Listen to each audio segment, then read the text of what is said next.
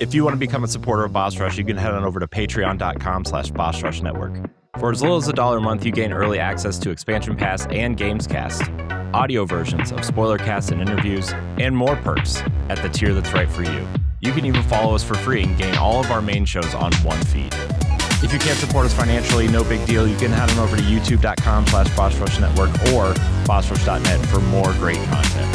Thanks for helping us continue to build something better.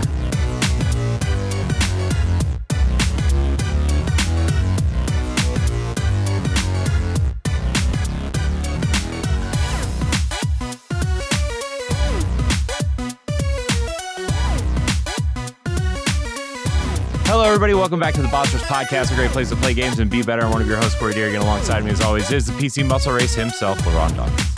Hey, everybody. What's poppin'? Hey, LeRon. What's up, Corey? I missed you.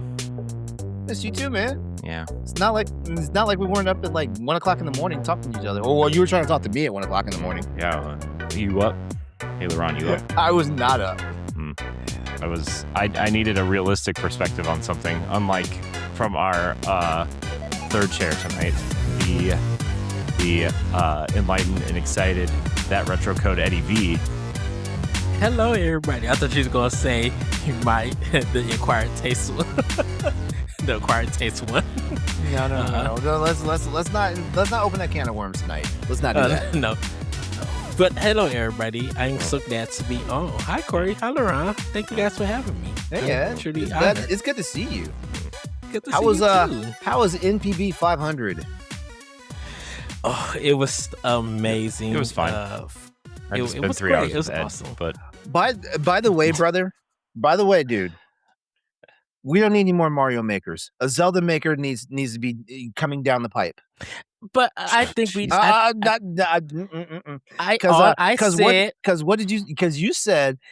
a Zelda maker. A Zelda maker will stress people out. That takes a lot of.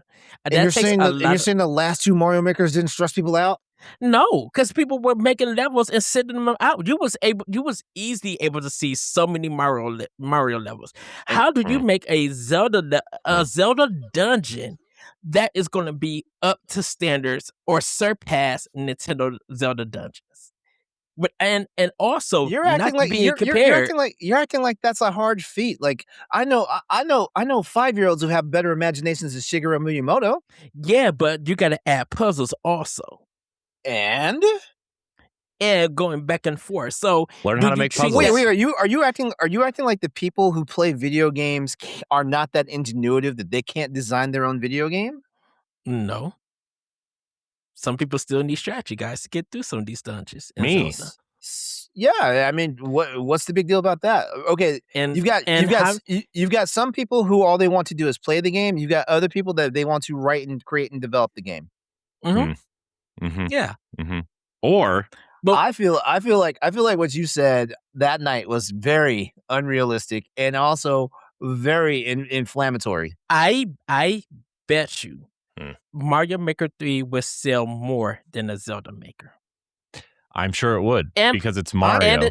I'm sure. And the thing don't forget, and you can use mouse controls on it this time instead of the Switch 2. The Switch version of Mario Maker is incredibly inferior to the Wii U version, for the simple fact that the Wii U has a stylus and the Switch does not.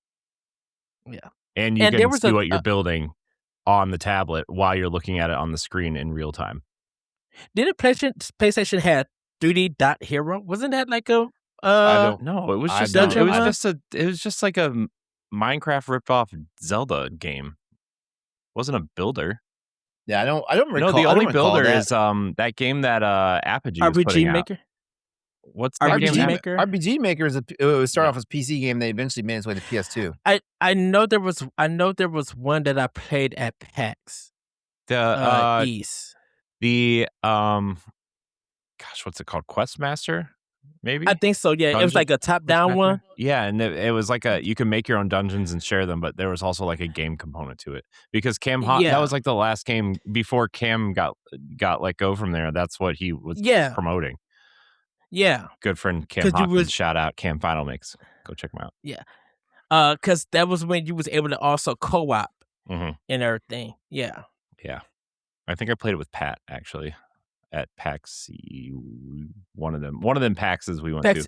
By the way, Ed, PAX coming soon. Yes. Guess what, Ed? Guess what I ordered for PAX? Don't worry, LeRon. I'll send you a goodie bag. What did you order, Corey? These bracelets that I wear, these rubber band ones from like 2003. You know, that was popular. The rubber ones? Yeah, Lance Armstrong, Live Strong. Remember that? Remember how cool that was until he cheated and his ball fell off or whatever, right? That was a crazy story. Low hanging fruit, huh? I ordered 100 blue ones with white writing and 60 white ones with blue writing. I ordered pens, like writing pens. I was going to order those coins, but obviously the more you order, the cheaper they are. But if you order less than 100, they're $6 a piece. That's insane. I'm like, and your minimum order has to be 50. So like, I'm not sorry. That's $30? I wanted them. $30. What? No, it's like the total cost plus shipping was like $716. I was like, no, thanks, guy. The sins. So, anyways, LeRon, I'm going to send you a care package because you're not going to PAX, unfortunately. I love you. Thank you. You're welcome. Maybe I'll send you something else too. That's for your DMs though. Anyways. Wow. Next time I take pictures of myself, I'm sending it to a female who won't objectify me. The only person that objectifies you here in this panel is Ed. Wait,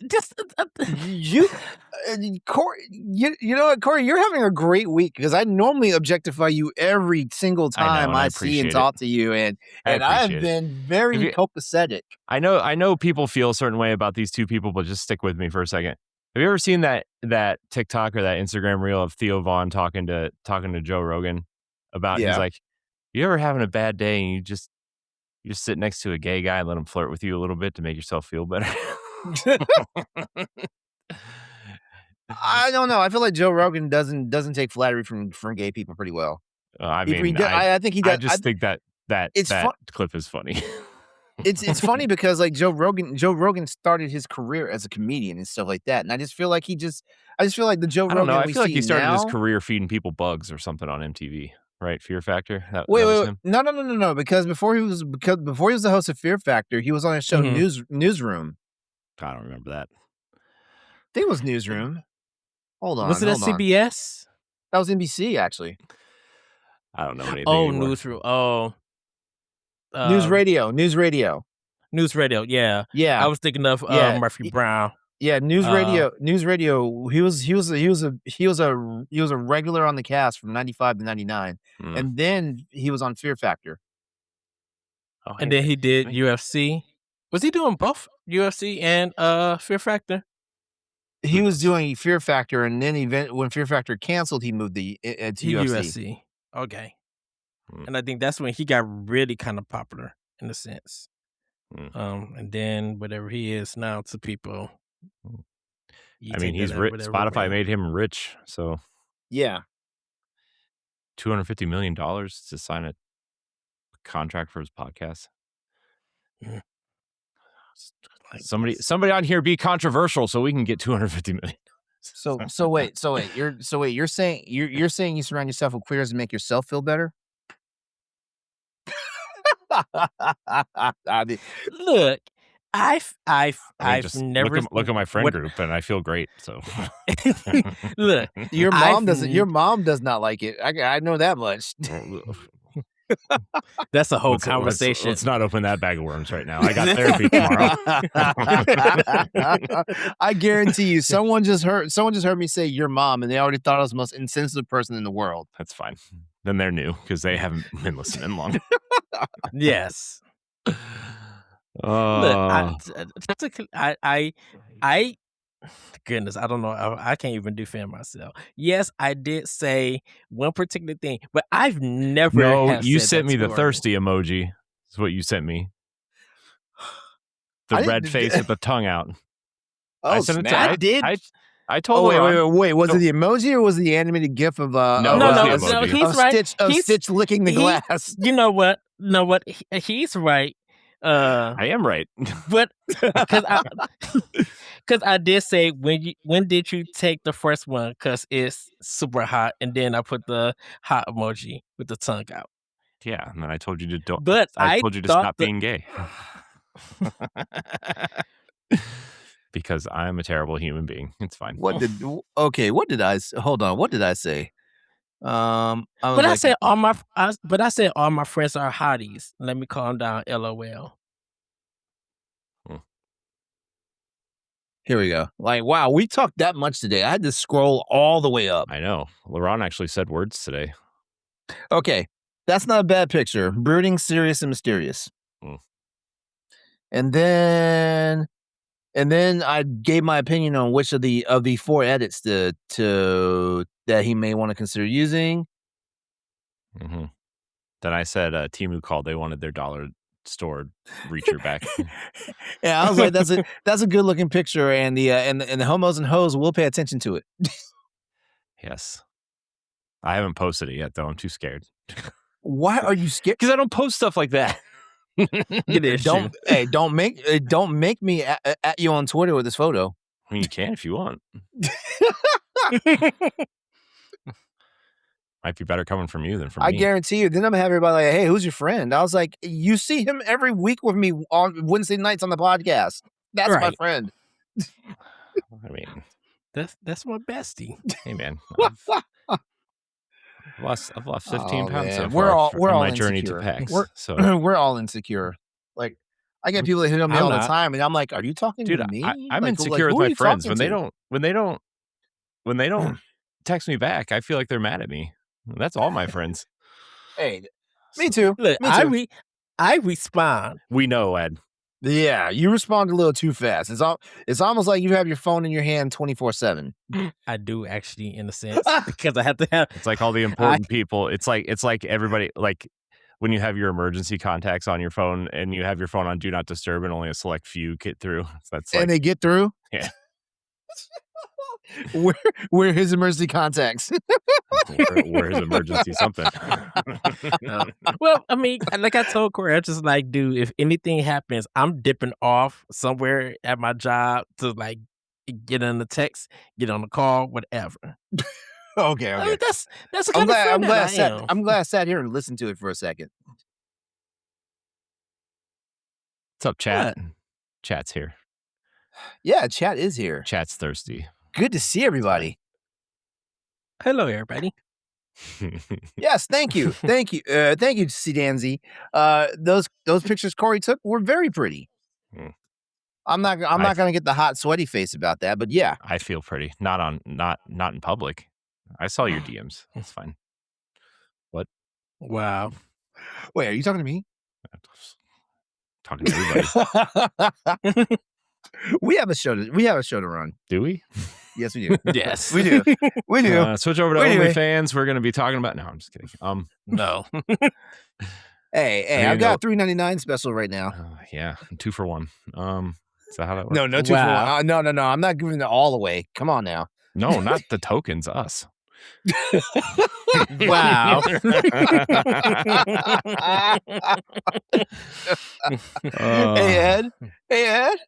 Yes. You're the honorable guest tonight. Tell us what you've been playing and or doing. Well, oh my gosh. So I've been on the Boss Rush writing side.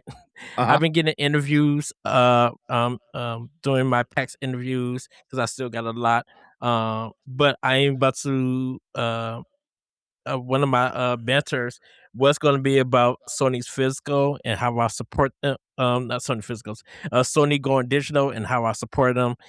It was going to just talk about that in a positive light. But then Digital Foundry came out and said the stuff that I was going to say, so I didn't do it. But it's a real great critical and everything. I say keep that thought front of mind. We might want to hear about it tonight. Because not right now. Yeah. But He's I'm just also promoting his work, LeRon. Why don't you write something? But also, I'm in the process of doing of being kind of a bit shady, saying, "Oh, so y'all really wanted Nintendo to go third party," and then list all the stuff that's going down now and everything. And also how Nintendo is literally winning, and to a lot of people saving gaming in a sense. But those are like ventures that I am in the process of writing. Playing wise, I've been working on the Adventures of Elliot on Switch 2. I still need to get that. Really, yeah, such a fun game. I'm doing a lot of side stuff, opening different parts of the area. So just enjoying that. Doing a little bit of the Outer Worlds on Series X. And everything, and about to get back into Ori and the Will of the Wisp, so I can finish that before I get into South of Midnight. I'm getting back into that game for the next 2 weeks soon. But that's pretty much what I've been doing, and then getting my preparations for PAX West stuff, like getting my Adidas shoes, the airplane ticket, and doing all of that, getting ready for that. I'm super excited. For PAX West, because hopefully some of the people that I interviewed for last West, hopefully they're back here again. And also at the end of the month, there's a game called Mistfall Hunters. It's coming out on Series X, I think July 29th. And so I'm going to repost my interview with Hal, who is the director for Bell Ring Games. It's the debut third person action adventure RPG. Like, and it mixes like Devil May Cry stylus action with like a Resident Evil kind of perspective, Resident Evil 4 perspective. And just like seeing it, this is their debut game. They're very independent. If you watch last year's Tokyo Game Show, he's in it. So if you want to see how he looks, people could watch that. And for that interview, just a little behind the scenes, and then I'll turn it back, and that'll be my last thing. I got to play a little bit of the game, but we spent almost a whole 30 minutes just talking about his history of games, and this being this game being important. We talked about delays. He was kind of nervous about the compliment thing. But when I broke it down, the compliment thing, he just like, thank you so much. He really felt calm in that interview, because this was the first time that he was showing off his game to the public. And I told him, by the lines that you have had, whether people are seeing it for the first time, you have the longest line, Party versus Nintendo, to get in to play your game in your booth. I'm like, that seems that's a good sign. And it kept getting delayed, but July 29th is the actual release date. And so I'm super excited to be purchasing that and playing that on Series X. So that's kind of what I've been up to for the time, and on the process of working on the video games personal interests. Working on that too. Which is planned for October. Due to the fact that I'll be at PAX and probably answering some questions asking some questions for some things for it. So that project is going to be coming out in October. So nice. Nice. Is it my turn? Yeah, it's your turn. All right, cool. All right. Well, I've kind of slowed down a little bit on 007 First Light. Not meaning that I've stopped playing it, but I'm kind of back on my bullshit now with Monster Hunter Wilds. Like I'm back in there. And I decided because my roommate wanted to get into the game and stuff like that. I decided to start a brand new character and just start from the beginning again. Which is fun because I love Monster Hunter What? You love Monster Hunter? Yeah, just a little bit, Didn't and it's like I'm rediscovering like some of the stuff that I've forgotten about with the story and all that stuff all over again, which is great. Like seeing the storyline again, and also tutoring and helping somebody get into it.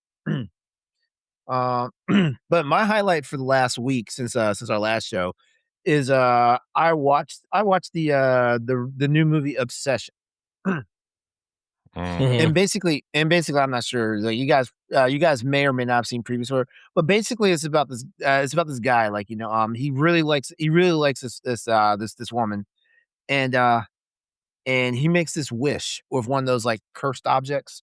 He makes this Yeah. wish that she would love him, and she loves him to an obsessive like capacity and stuff like that. I wish And somebody loved me like it's that. basically one of those careful what you wish for type things. And there's a lot of conversation about the movie because basically if you pay attention and you watch the movie the way you're supposed to, it's supposed to basically like highlight, how people are and how people interact and how people do things, in the heat of the moment and stuff like that. And I'm not gonna spoil the movie. It is a horror movie, but it's not like one of those like It gore fests. Have you seen it, Ed? I know about it. I read some things about it, but I it's like halfway through it gets into horror. So it feels Yeah. like Yeah. um Yeah, um the freaky stuff starts happening, but it's and not like yeah, it's not your true horror. It's not like a Friday the 13th, or it's not like any of the Clive Barker stuff. It is, but yeah. it's got its jump moments and it's got its creeping you the hell out type moments and stuff like that. It it takes up movies that deals with obsession, people like villains who's been obsessed with someone else's partner and everything. It takes a little bit further than that because Mm. this is dealing with like the Yeah, supernatural I'm in a trying not sense. to. I'm trying not to give away any spoilers of it because like this movie is fresh and I feel like this movie is something. If you like these type of movies, you should definitely see it. It should really be on Mhm. your watch list. Uh, uh, the director for the film. Why am I forgetting his name right now? I know he's a YouTuber. Yeah, he's a YouTuber. Crap, who is crap? Why am I forgetting his name right now? We should make a movie, guys. Curry Barker. Curry Barker. Yeah. Mm. Yeah, he is a YouTuber. A lot of people may know him from the what's his channel? Oh, the YouTube channel. That's a bad idea. Mm. That's a bad idea. That's the name of his channel. But basically, like, like he in an interview he put out that he just want to concentrate on like the horrific side of obsession and people doing things that would not seem normal or natural and stuff like that. He didn't, which I thought was great because like there's a part of me like when I watch these movies and I see stuff like that going on, I'm like I was legit sitting there like okay I was like what demon has possessed her?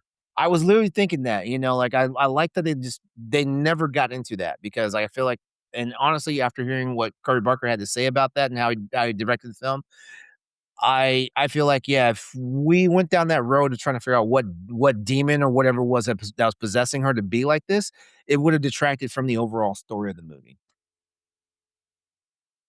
Yeah, I know there's been like a lot of written articles Oh man, about it. there's like I, a major discourse. This I movie, yeah, this movie, I this movie was in theaters a couple months ago, and now it's finally on home release and stuff like that. There's been a because lot of think discourse about this movie. I think obsession or back is it back There's rooms. back rooms. There's back rooms, which I'm waiting for that Eh, one. I know that one of them beat Sinners. Um, and box office, It's original box it. office. I think it's wait in it what in its opening. No, just in total sales for right now. I think Obsession has beaten it, where Sinners was at Sinners was big, but I think Obsession just beat it out of having original being the original movie. So I think Cineflex or someone was Obsession somebody posted. Obsession has grossed 405.7 million. That's So then it might 247.5 in the North American domestic box office, mm, and another 158.1 million in international markets. then it might Um, be you Backrooms then that beat it. you mentioned Sinners. Yeah. Sinners has a total gross of 370.3 million. Okay, so then Obsession did beat it. Yeah. Yeah, And everything. And but that's just for original movies, like original idea creations and yeah. everything. Nothing like an adaptation for it. So I mean that's good for for all of them, for Backrooms, Obsession, and for Sinners. I'm like, it's a good viewpoint that people do care about original movies. Yeah, still. yeah. Yep. So yeah, 007, Monster Hunter Wilds, and Obsession was my movie grab for the week. I'm gonna try and keep this movie train rolling. But when we come back on the pod next week, I'm going to talk about the premiere episode of the new Ghost in the Shell series. By Amazon. I was wondering if it was a series or if it was a movie. It's a series. Okay, because I don't have Amazon Prime. I refuse to get it. But I love Ghost in the Shell. Like, talk to me later. I can help you out. I can help you out with seeing it. Talk to me later. I do want to know. I have not seen the episode yet.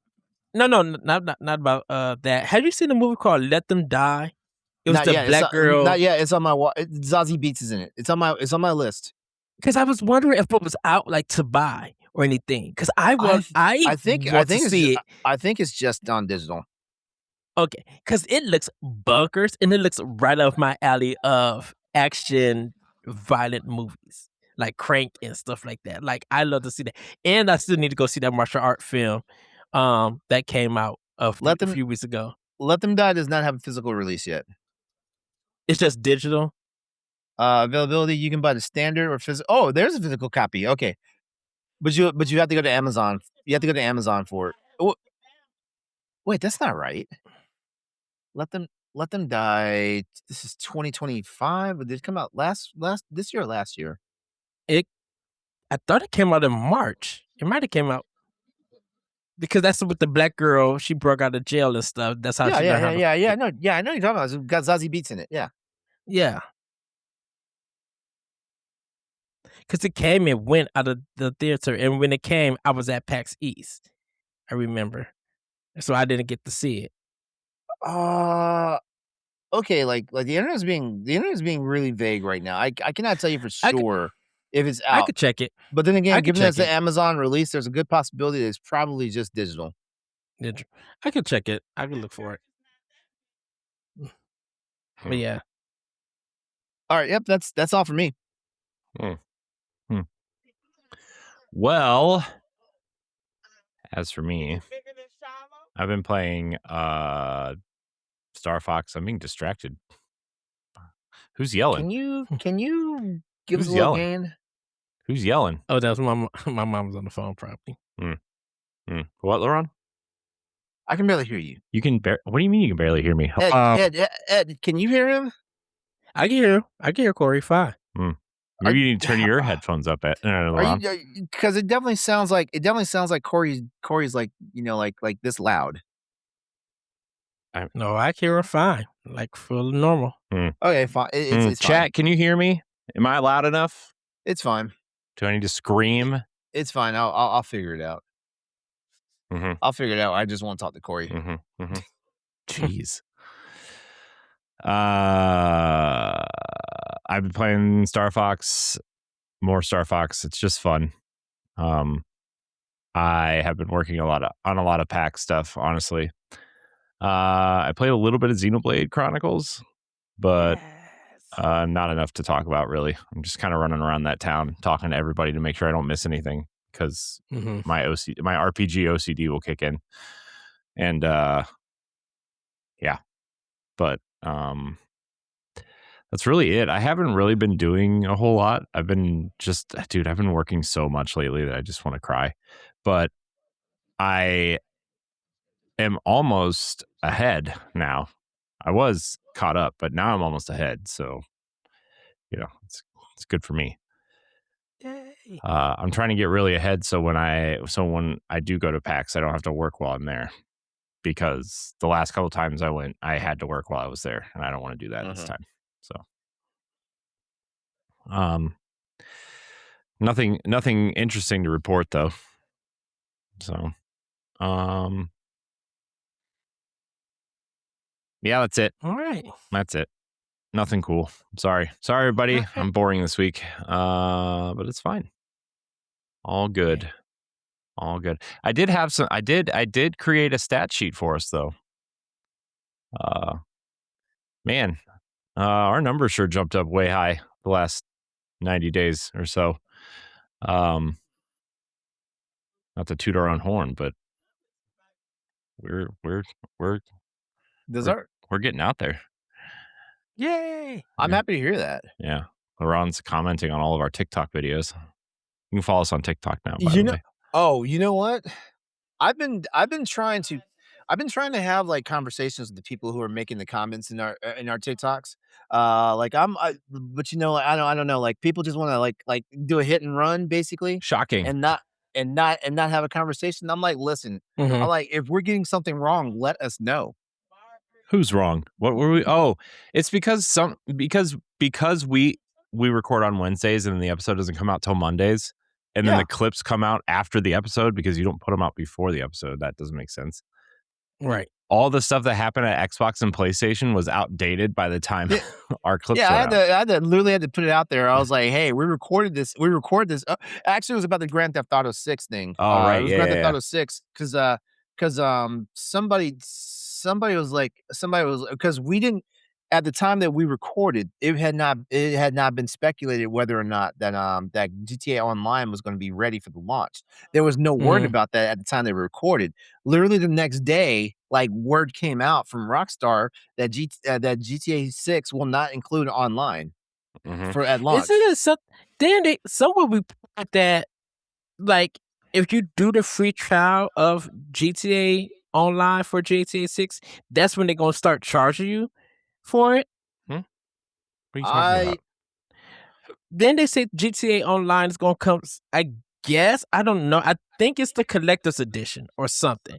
That if you, for some reason, I don't know if it's true or not. I feel like they're holding stuff from the $80 version and putting it in the $100 version. But I don't know I don't know what all it is, and I'm not educated enough on what's happening with GTA to make that. Yeah, at this point, I'm tired of speculating about Grand Theft Auto 6 stuff. Like all I know for sure is that no one's getting a physical copy. Right, but I think they said that GTA 6 Online is going to be a subscription base. Oh, and so it probably is. That's probably what's that? GTA, the club, Rockstar Club. What's it called? GTA. Club Rockstar. Yeah, that. So, because they was like, someone was just like, if you do a pre-order, they're going to charge you. You'll get the free month of GTA 6 Online, and then after that, they're going to charge you. So it's like you get the subscription charge within the pre-order. I don't know if that's true or not. That sounds a bunch of nonsense, but I have seen like YouTube shorts going on about it. So I don't know if that's true or not. I'm going to use a line from the Justice League Unlimited cartoon. Believe half of what you see and none of what you hear.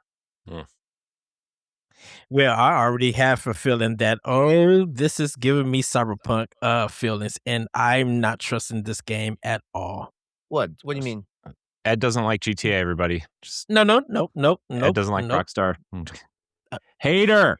No, I'm just kidding. Nope. All right, Ed. I need you to precisely say this in one sentence. Say what you mean in one sentence.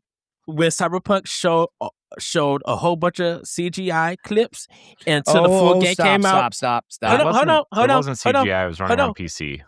When I was saying that, when they were showing was to CGI clips for all of their trailers, and they didn't show none of the gameplay till after the game came out, that's what I'm getting with Grand Theft Auto 6. I'm seeing a whole bunch of cutscenes and not any gameplay. So I'm not trusting it. I'm just saying this is me personally. And he wonders why people have fights with them online. You've had your one sentence.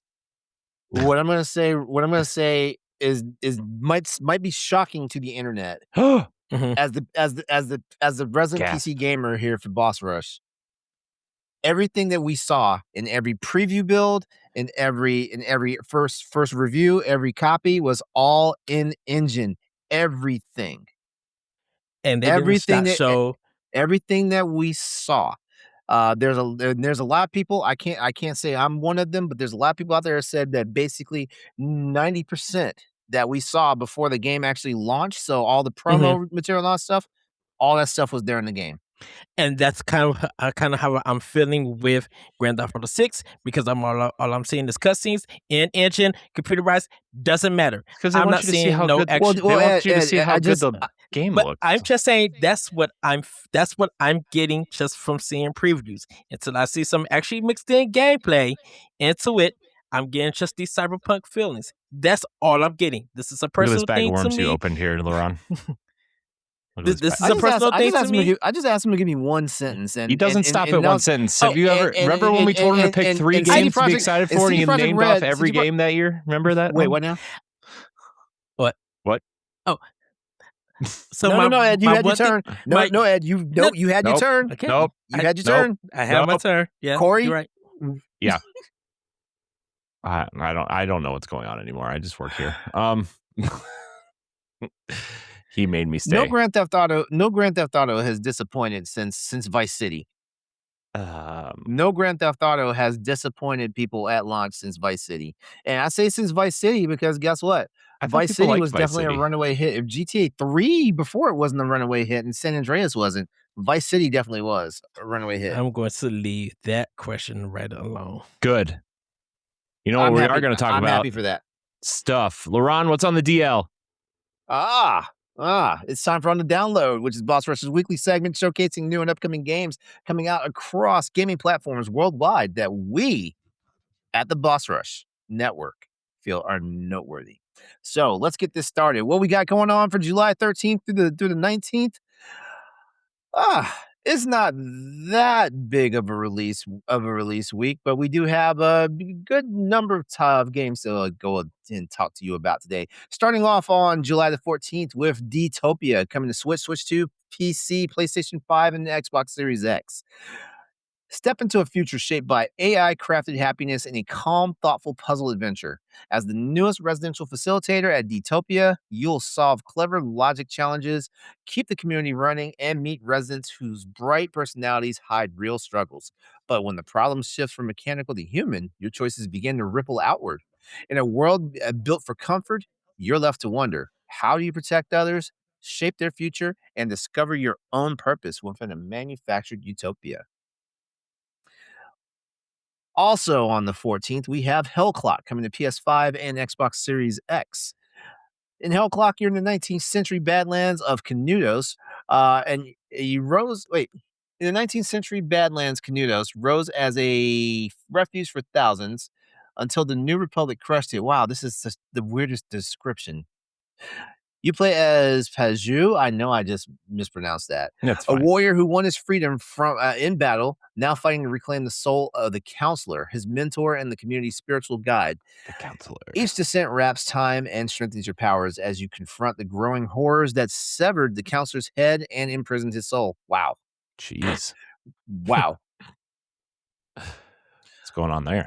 Also on the 14th, there's this quaint little game called I Know a Spot. Jeez. What is this game? It's super generic. It sounds like one of those games Steam's getting sued over. Jeez. Like the AO stuff. Customize your car, build peaceful campsites, and wander through forests, lakes, and mountains with your loyal dog at your side. Like see, this is wholesome. This is wholesome. Y'all have dirty minds. It's wholesome with a questionable price. That's concerning. Jeez. Well, no. The price updates aren't there because for whatever reason at the time that this is put together, none of the MSRPs are out there. That's why it's like that. Okay. I Know a Spot is a cozy atmosphere-driven building game about creative freedom, gentle exploration, and crafting the perfect place to breathe. Personalize unique vehicles, unpack your gear, and arrange tents, lanterns, stoves, and decor to create warm, inviting spaces. With your dog bringing life to every campsite, each spot feels personal, quiet, and beautifully your own. I Know a Spot. You know what? That might be a good palate cleanser game, especially for you guys that have your minds in the gutter. I don't think it was in Wholesome Games. No, it's not. It was not. But might be games. I mean, for you dirty people out there, also on the 14th is a game called The Crimson Maid. Oh God, that sounds estranged for years. Marius, a priest in training, returns home after learning his father is going blind and nearing death. Under the weight of impending loss, he tries to reconnect with his stern mother and overwhelmed younger brother, only to find the household changed by the presence of Irina, a captivating young maid. As their quiet romance begins to bloom, a shocking death shatters the fragile balance of the Rosenthal family, putting Marius into events both exhilarating and terrifying. Oh boy. Oh boy. That sounds fun, right? Yeah. All right. Moving on July the 15th, we've got 3 titles, starting off with Dench Attack. People should know this one. This is coming to PC, Switch 2, Series X, and the PlayStation 5. In this anticipated title, you flip, trick, and grind your way through a fast-paced, off-the-rails adventure in a vibrant Japanese dystopia. Ride your custom gravity-defying train, outplay rival gangs, and tear down the sinister Miredo Corporation with pure skill, speed, and style, backed by a bold crew of outcasts determined to reclaim the tracks. Yes, that is that train jet set simulator, jet set radio simulator game. Did you play the? Oh, you probably didn't play the demo. I did not play a demo. It's a good learning tool to understand the game. It's quite fun. I just saw something in the chat that I want to address as soon as we finish on the download. So, Danzi, please stick with us. All right. Also on the 15th, we've got The Mound, Omen of Cthulhu, coming to PC, Xbox Series X, and PlayStation 5. You know what? I just realized something. I forgot to let people know. Noah Spot and Crimson Maid are both PC titles coming out on July 14th. Sorry that I missed saying that. All right. But now, back to The Mound, Omen of Cthulhu. In this anticipated title, you join a band of treasure hunters venturing into a cursed jungle, arming yourselves aboard a galleon. Oops, okay. The dyslexia is kicking in. Sorry. Arming yourselves aboard a galleon before pushing deeper into danger. Inspired by H.P. Lovecraft's oppressive, unpredictable tales, The Mound twists reality as supernatural forces wrap your senses and hunt your team.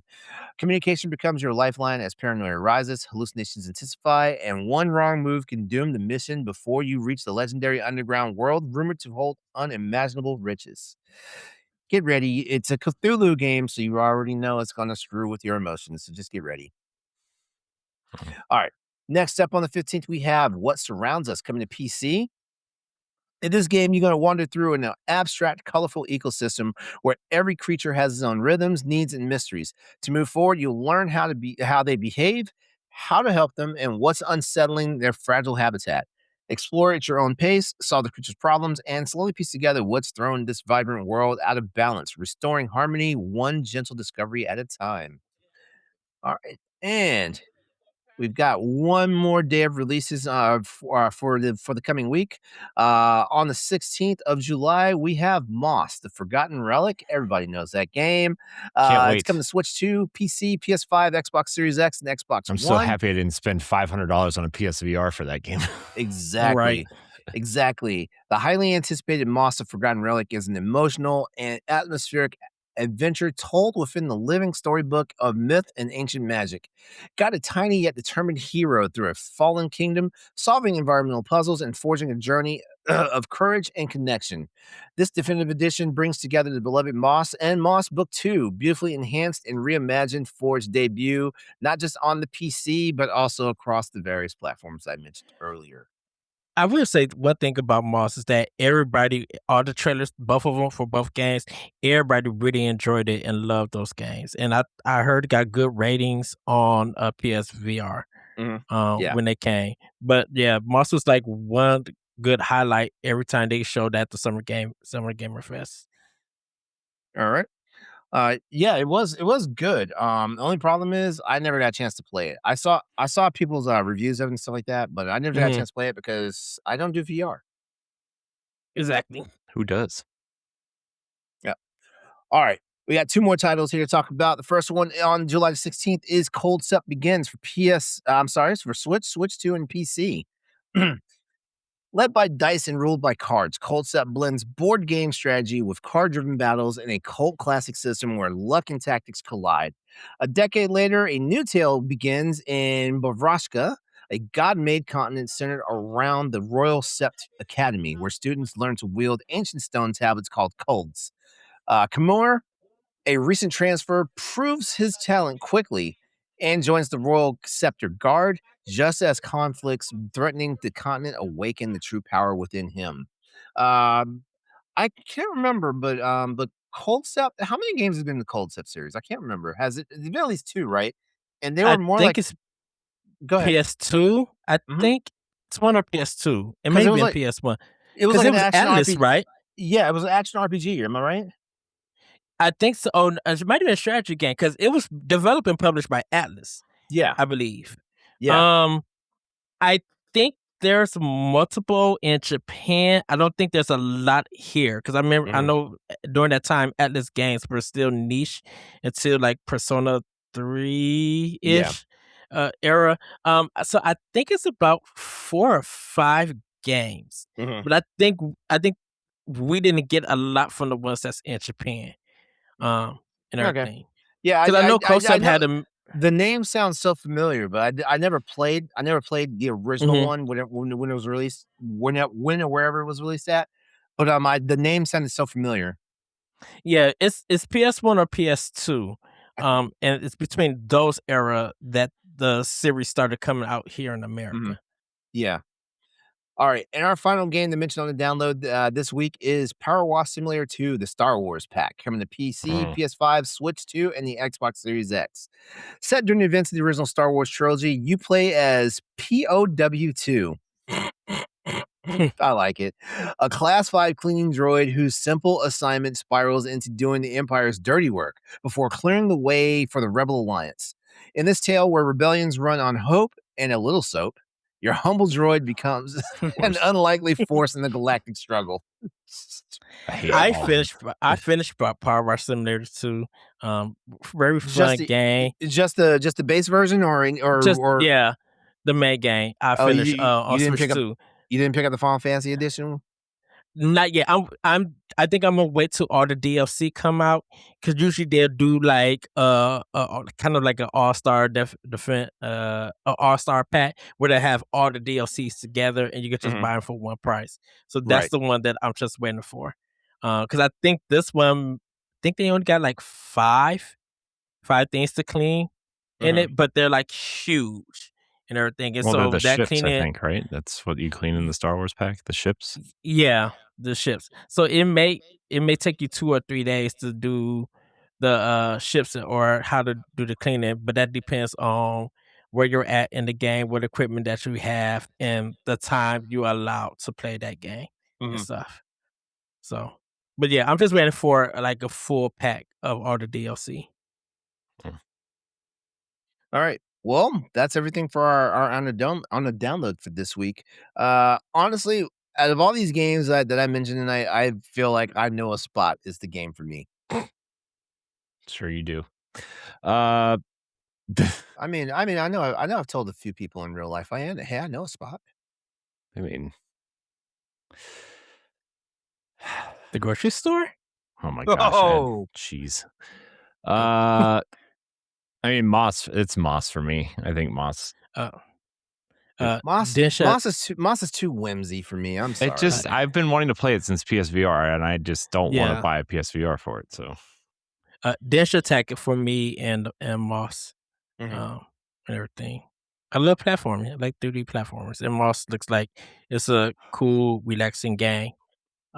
For it, and to see it on Switch too. Yeah, cool, relaxing game. He says it's awesome. All right, Corey, I'm kicking it back to you. Oh boy, why would you do that?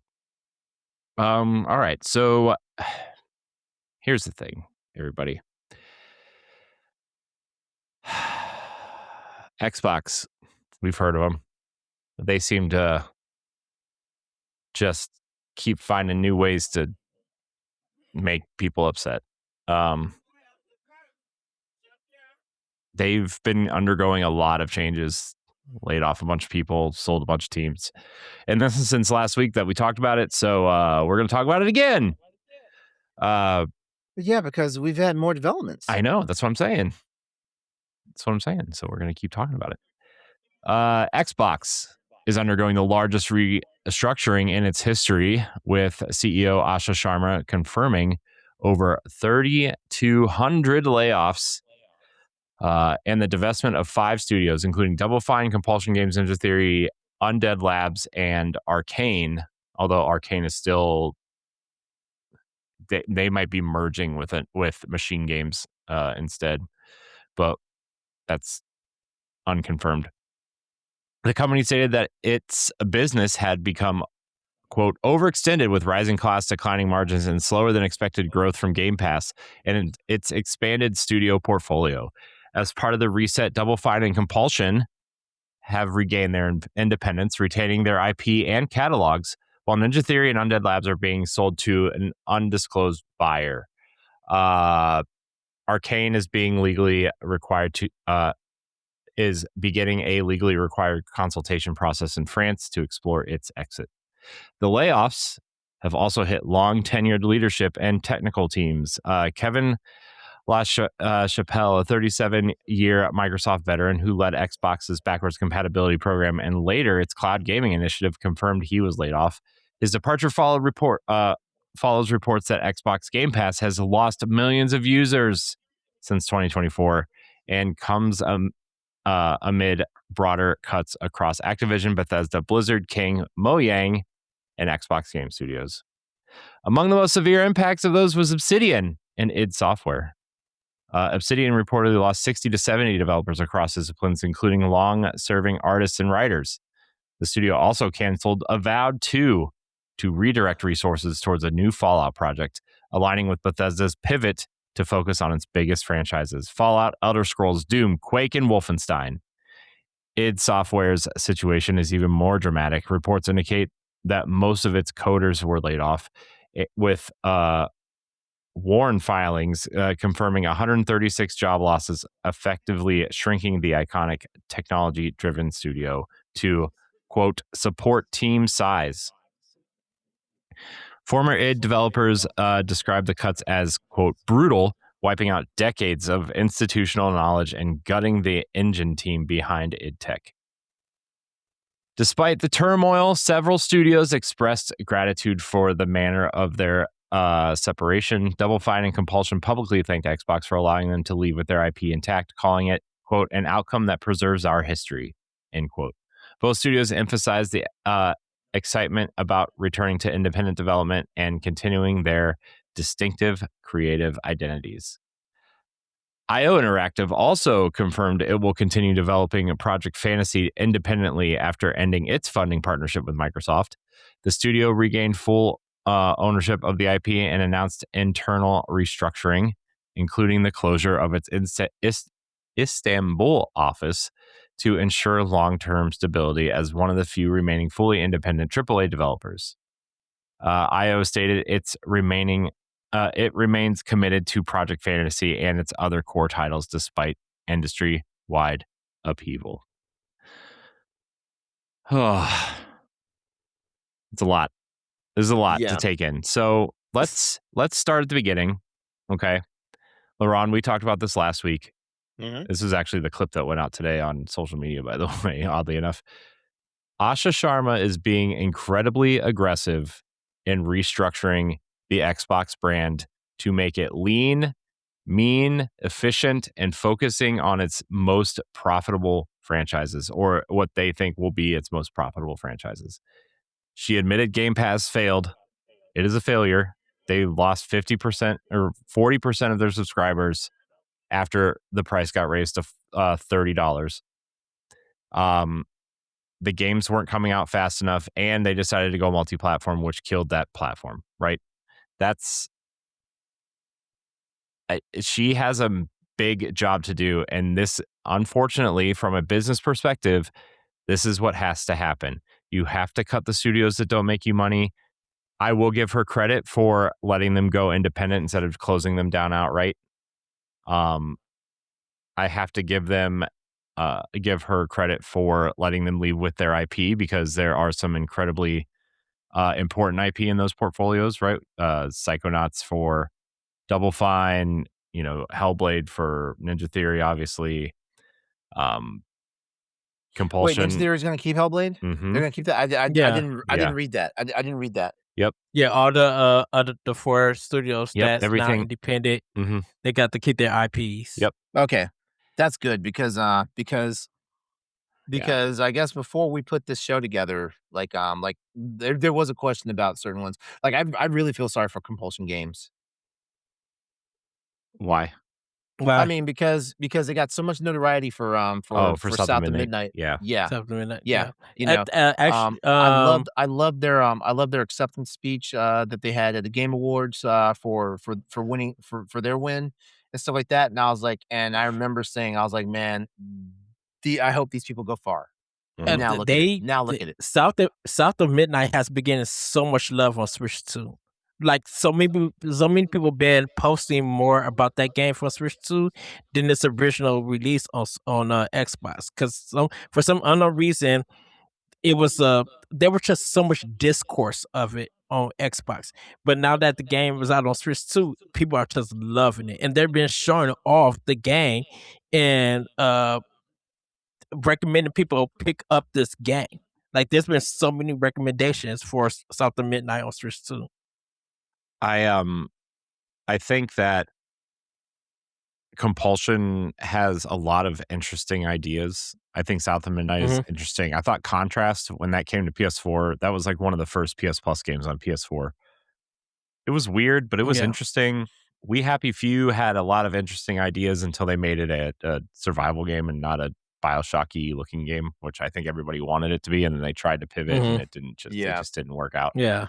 But South of Midnight is an incredible video game. I love that game. Then I played it on Switch, even though I have Game Pass. And I just played it on Switch because we didn't know what was happening with Xbox, and I wanted to make sure I had games where I knew the platforms would exist. I bought it on Xbox, and I'm gonna go back and buy it on Switch too. I do think the more and more that happens right now with Xbox, the layoffs and the closures and the studio cuts, I think the more apparent it becomes Phil and Sarah's mistakes. Like they are becoming more and more front and center. And obviously Asha Sharma is the new CEO, so she's going to take the brunt of this, but this is still, in my opinion, on them. Yeah. You know, they didn't grow there were too many cooks in the kitchen while they were in charge. They had Satya Nadella. That. Yeah, they had Satya Nadella up top, kind of navigating, like telling everybody to do something. Phil wanted to be the, gamer first art house platform. Game Pass has all these AA, single A indie games with, kind of tent pulled by Halo, Gears, the Xbox stuff. Then you had Sarah Bond over here who wanted to merge the Xbox platform with the PC platform, kind of have this play anywhere kind of idea. And obviously Helix is going to be a PC, right? An Xbox based PC platform hybrid thing. And so, there's just too many opposing ideas. And then obviously the big two that killed them were, I don't think the Bethesda purchase was, to me, it made sense. It was a lot of money, but the Activision Blizzard thing is what killed them. The ABK one was terrible. This is I say terrible just to what it did to them. Not I can't say it was a terrible get. It was definitely terrible how it laid in their laps. I think the thing about it was that ZeniMax, just in general, was a good idea to buy because of the profits that they were making off of PC games. And, they got hit series and everybody under them. Same thing with Activision. You're low-key selling Call of Duty and World of Warcraft. So y'all bringing in money, not under the Xbox brand, but seeing it, you guys are affecting these platforms and got hit series. And so we want to offer you guys this deal to come under us. So that can help us as a company make money. The problem with this situation is that ZeniMax is getting hit and not everybody else. I mean, not Hellblade. Ninja Theory has always been independent and work for hire. They've always been that. But the more that you're hearing about these stories about these restructuring and studios closing down, ZeniMax is getting hit. Nothing really with Activision is getting touched. Is there something with Activision that's making them money where they don't really need to be touched, but ZeniMax is not doing it with all of these developers? Okay, here's what I'm going to say about ZeniMax. ZeniMax was just a big company to begin with, and that's wild when you listen there looking at Activision Blizzard, right? But ZeniMax was just big. It was all over the place, you know. Because that's where Bethesda and everybody else was under. Exactly. So in order to to get them, they had to buy ZeniMax. And it kind of sucks too because like right after this acquisition and everything, Redfall came out, and that definitely put some studios under them in a bad light, stuff like that, even though like we already know the history of Redfall, the people at the top were saying don't release this game. I think Redfall had a promising E3 trailer that people were excited for. Yeah, I think once the game got close, E3 trailers. Yeah. Here's the thing. They were too hands off though. Like that's the problem, right? They went and saw it and like I think when you're that deep into these this industry, right? And you're at that leadership level, right? You go in, you understand like, oh, this is the gray box build, right? Or this is the, a pre-alpha or whatever build, something's going to break, but I can see the promise here. I can see the idea, right? And then, I think Redfall, like a loot-driven kind of team-based, almost Borderlands thing where you're hunting vampires sounds really cool, right? With superpowers. I think that sounds really cool. On paper, that sounds cool, right? But when you essentially divide the powers from Dishonored into like 4 separate classes, and then your enemy AI is messed up. You release the game too early. You have devs that have on and off the record said they didn't even want to make this game. They made it to try to save the company, right? As a game as a service. Yeah. There's a lot of problems in there, and so I think when that combination hits and then you don't have leadership that kind of forces you to kind of either pivot off of it or buckle down and fix everything, like again, that's the problem here. And so I mean it's one of several problems. So Josh and I on Xbox Casuals, when they bought Activision Blizzard, and they ended up having 39 studios after that purchase. 39 studios between ZeniMax, Bethesda, Activision Blizzard, and Xbox Game Studios. 39 studios. That is way too many studios for a first party to be operating with. Yes. And like, I guess if Activision Blizzard is going to operate as its own entity, Bethesda operates as its own entity, and Xbox Game Studios operates as its own entity, okay, sure, maybe. But they weren't, it was Microsoft Gaming, and they were trying to run the whole thing with, lieutenants at every level. And like, that just doesn't work. That's the other thing too. Like 14 layers of separation for some of these studios. That is wild. Right. You look at Activision Blizzard, for example, you have Phil Spencer at the top, right? You have, what's her name? I always forget the Activision's new CEO, the woman. What's her name? I forget what her name is. And she's running Activision Blizzard. But then you have like the leaders of Activision and then the leaders of Blizzard. And then, down the line, let's just go to the Diablo team, for example, right? Then you have Rod Ferguson, who's like the studio head. And then you have the franchise director. And then you have the game directors. And then you have like, come on, guys. Like I understand like there's a leadership chain, but it can't be that long. Like it just can't. And like as long as these games take to make anyway and how much they cost, like Microsoft is so inefficient anyway as a company let alone the Xbox brand, that like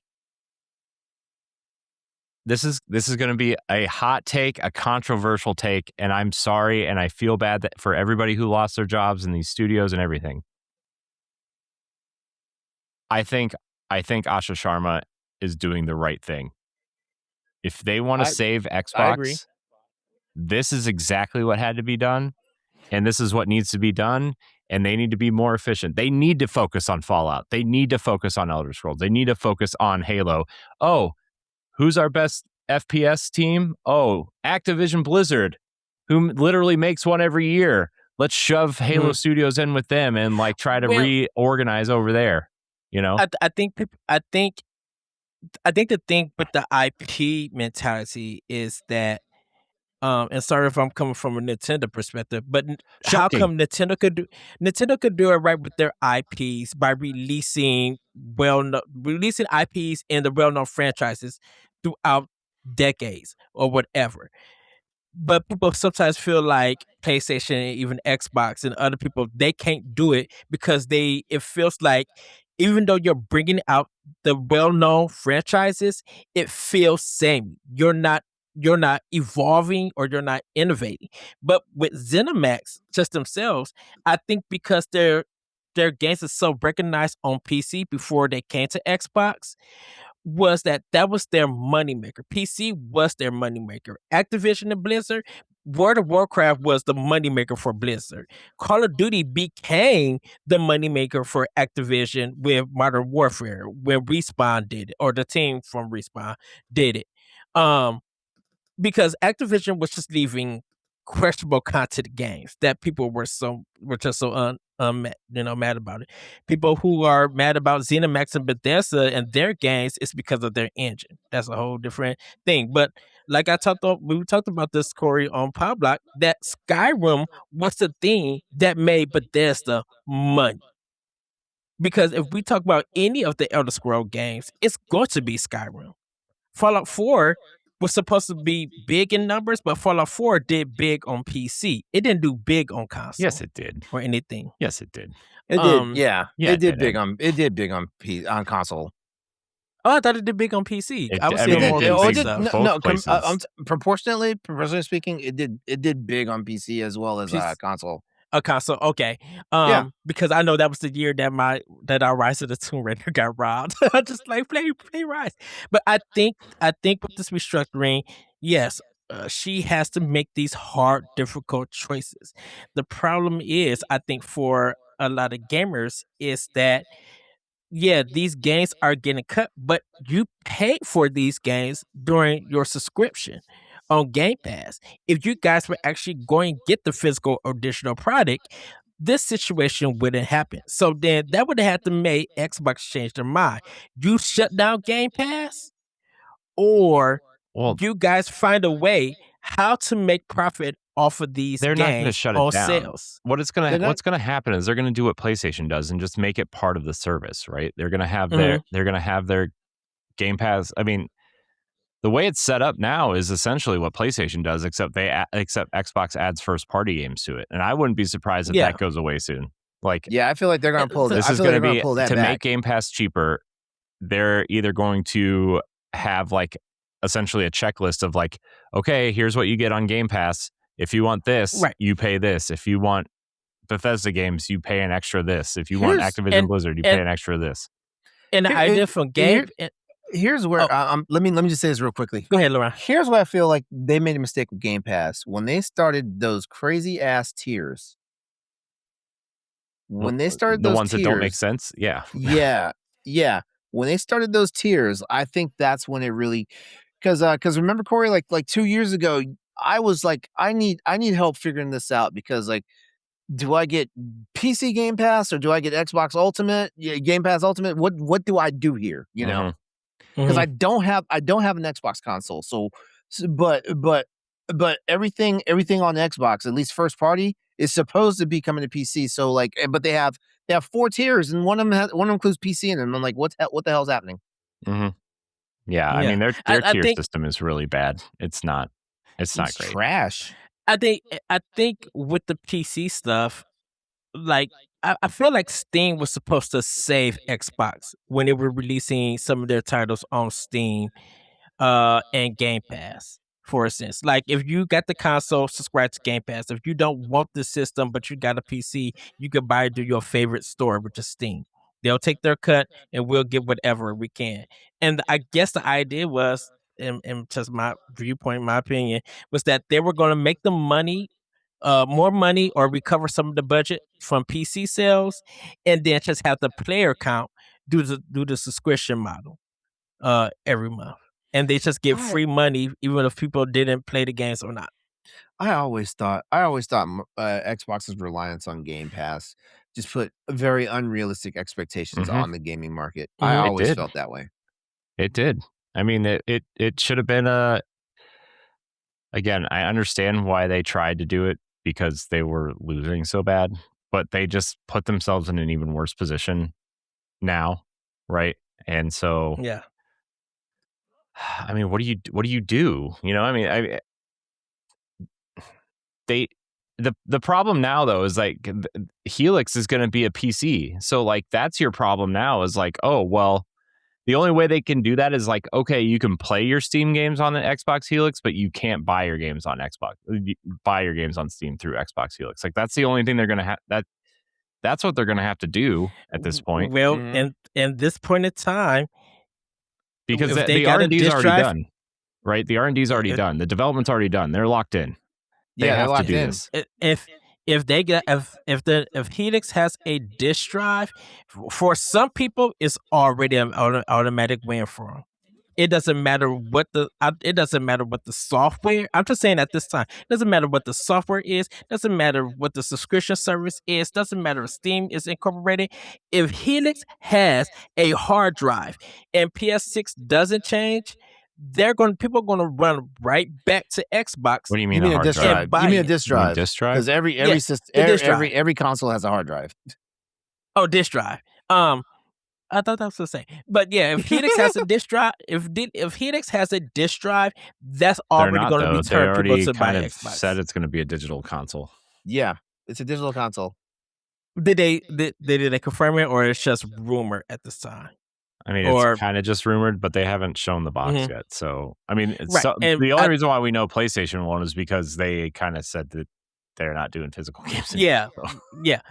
But anything in the stuff could change once things are made official, even for both systems. But I'm just like right now, Xbox can return it. It's the same way that Xbox lost to Sony because of the used games thing. That this gonna be the same way. If the Helix has a disk drive and PlayStation 6 doesn't change to add some kind of disk drive or anything, they're not going to. Helix is gonna win. They're not going to unless they backpedal this statement, which part of me thinks they're going to because of how bad that horse is already out the gate. Like it's not. You're not going to get that horse back in the gate. I know. I mean, it's the same problem Xbox One had with the always online stuff, right? Even though they pulled back on it, they aren't. But yeah, I don't know. It's just. But I'm just saying for this current thing right now. Yeah, I mean, my big thing here is like what they need to do, because games are so expensive. They need to pull back on Game Pass. They need to make it cheaper. How do you make that cheaper? Pull first party games off. I'm sorry, you have to pull first party games off. If that's a separate tier on and of its own, okay, great. But I mean, it kind of already is, I guess, with these 7,000 tiers. First party was the reason why the price went up. But you have to pull first party games off. If you want to save the Xbox, you pull first party games off of PlayStation. Full stop. And they I mean, they're starting to, right? They're definitely starting to. But third thing, I think you still could do first party, but I think that's where your backwards compatibility stuff comes in. Like the 360 and the Xbox One. First party on Game Pass? On Game Pass. Not but you have to you have to pull your current I was just going to say, go ahead. Yeah, the current stuff, and you can add stuff. It's the way that EA does it with EA Play, right? Like you sell it for like a year or 2 years at price X, and then you add it to the service depending on how popular it is, right? Like you could do something like that, but I'm saying day one, you cannot add first party unless you have a separate tier for that. I think. Go ahead, Ed. Oh, sorry, I interrupted, Corey. Go ahead. You did. Go ahead. You did. I said I'm sorry. And I think like you have to. Helix is going to give them a fresh start, and you have to have fresh messaging with that fresh start. I think when they reveal the console, they have to come out with strong messaging about this is why we're making these changes. This is why we're doing this. This is why we're pulling back from this. Like maybe you don't lead with that right at maybe you reveal the console and your plans before next year's summer game fest or whatever, so your summer showcase can focus solely on the games that are coming out. But I think you have to come out. Asha Sharma, Matt Booty, and I don't know if you get Aaron Greenberg to come out there and say something or what. I'm sure he'll just hold up a controller you can't buy or something. Or, that guy, man. He'll wear a shirt. The dirt he must have on all those employees there, man. Maybe you make a PR move and bring Major Nelson back for like, in a part-time capacity or something.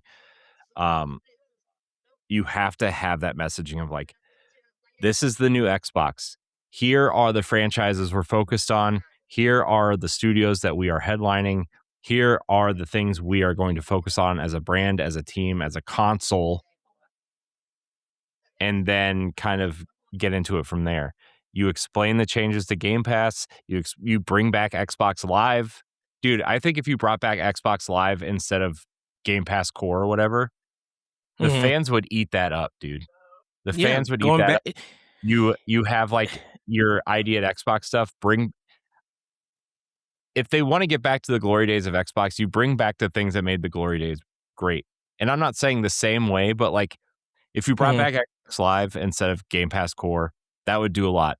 If you brought back Xbox Live Arcade and featured indie games, strong indie games or smaller third-party games, like that would be incredible. Like something like Super Meat Boy 3D would have been perfect for that. Or, some of these other games that my mind is breaking on. But like, you have to have that messaging or it's not going to work. I think NSO the perfect example of bringing. I mean, they have all their systems, but it's $50 right here. But you get all of these systems, and then you still get stuff from Japan that never came here. Well, you still do that on Game Pass, though. They have all their retro stuff on there. They only have 3 other consoles to pull from. That they don't have like Nintendo does. Well, yes, but that was the reason that I was going to bring about their current first party is that Nintendo has their own retro first party.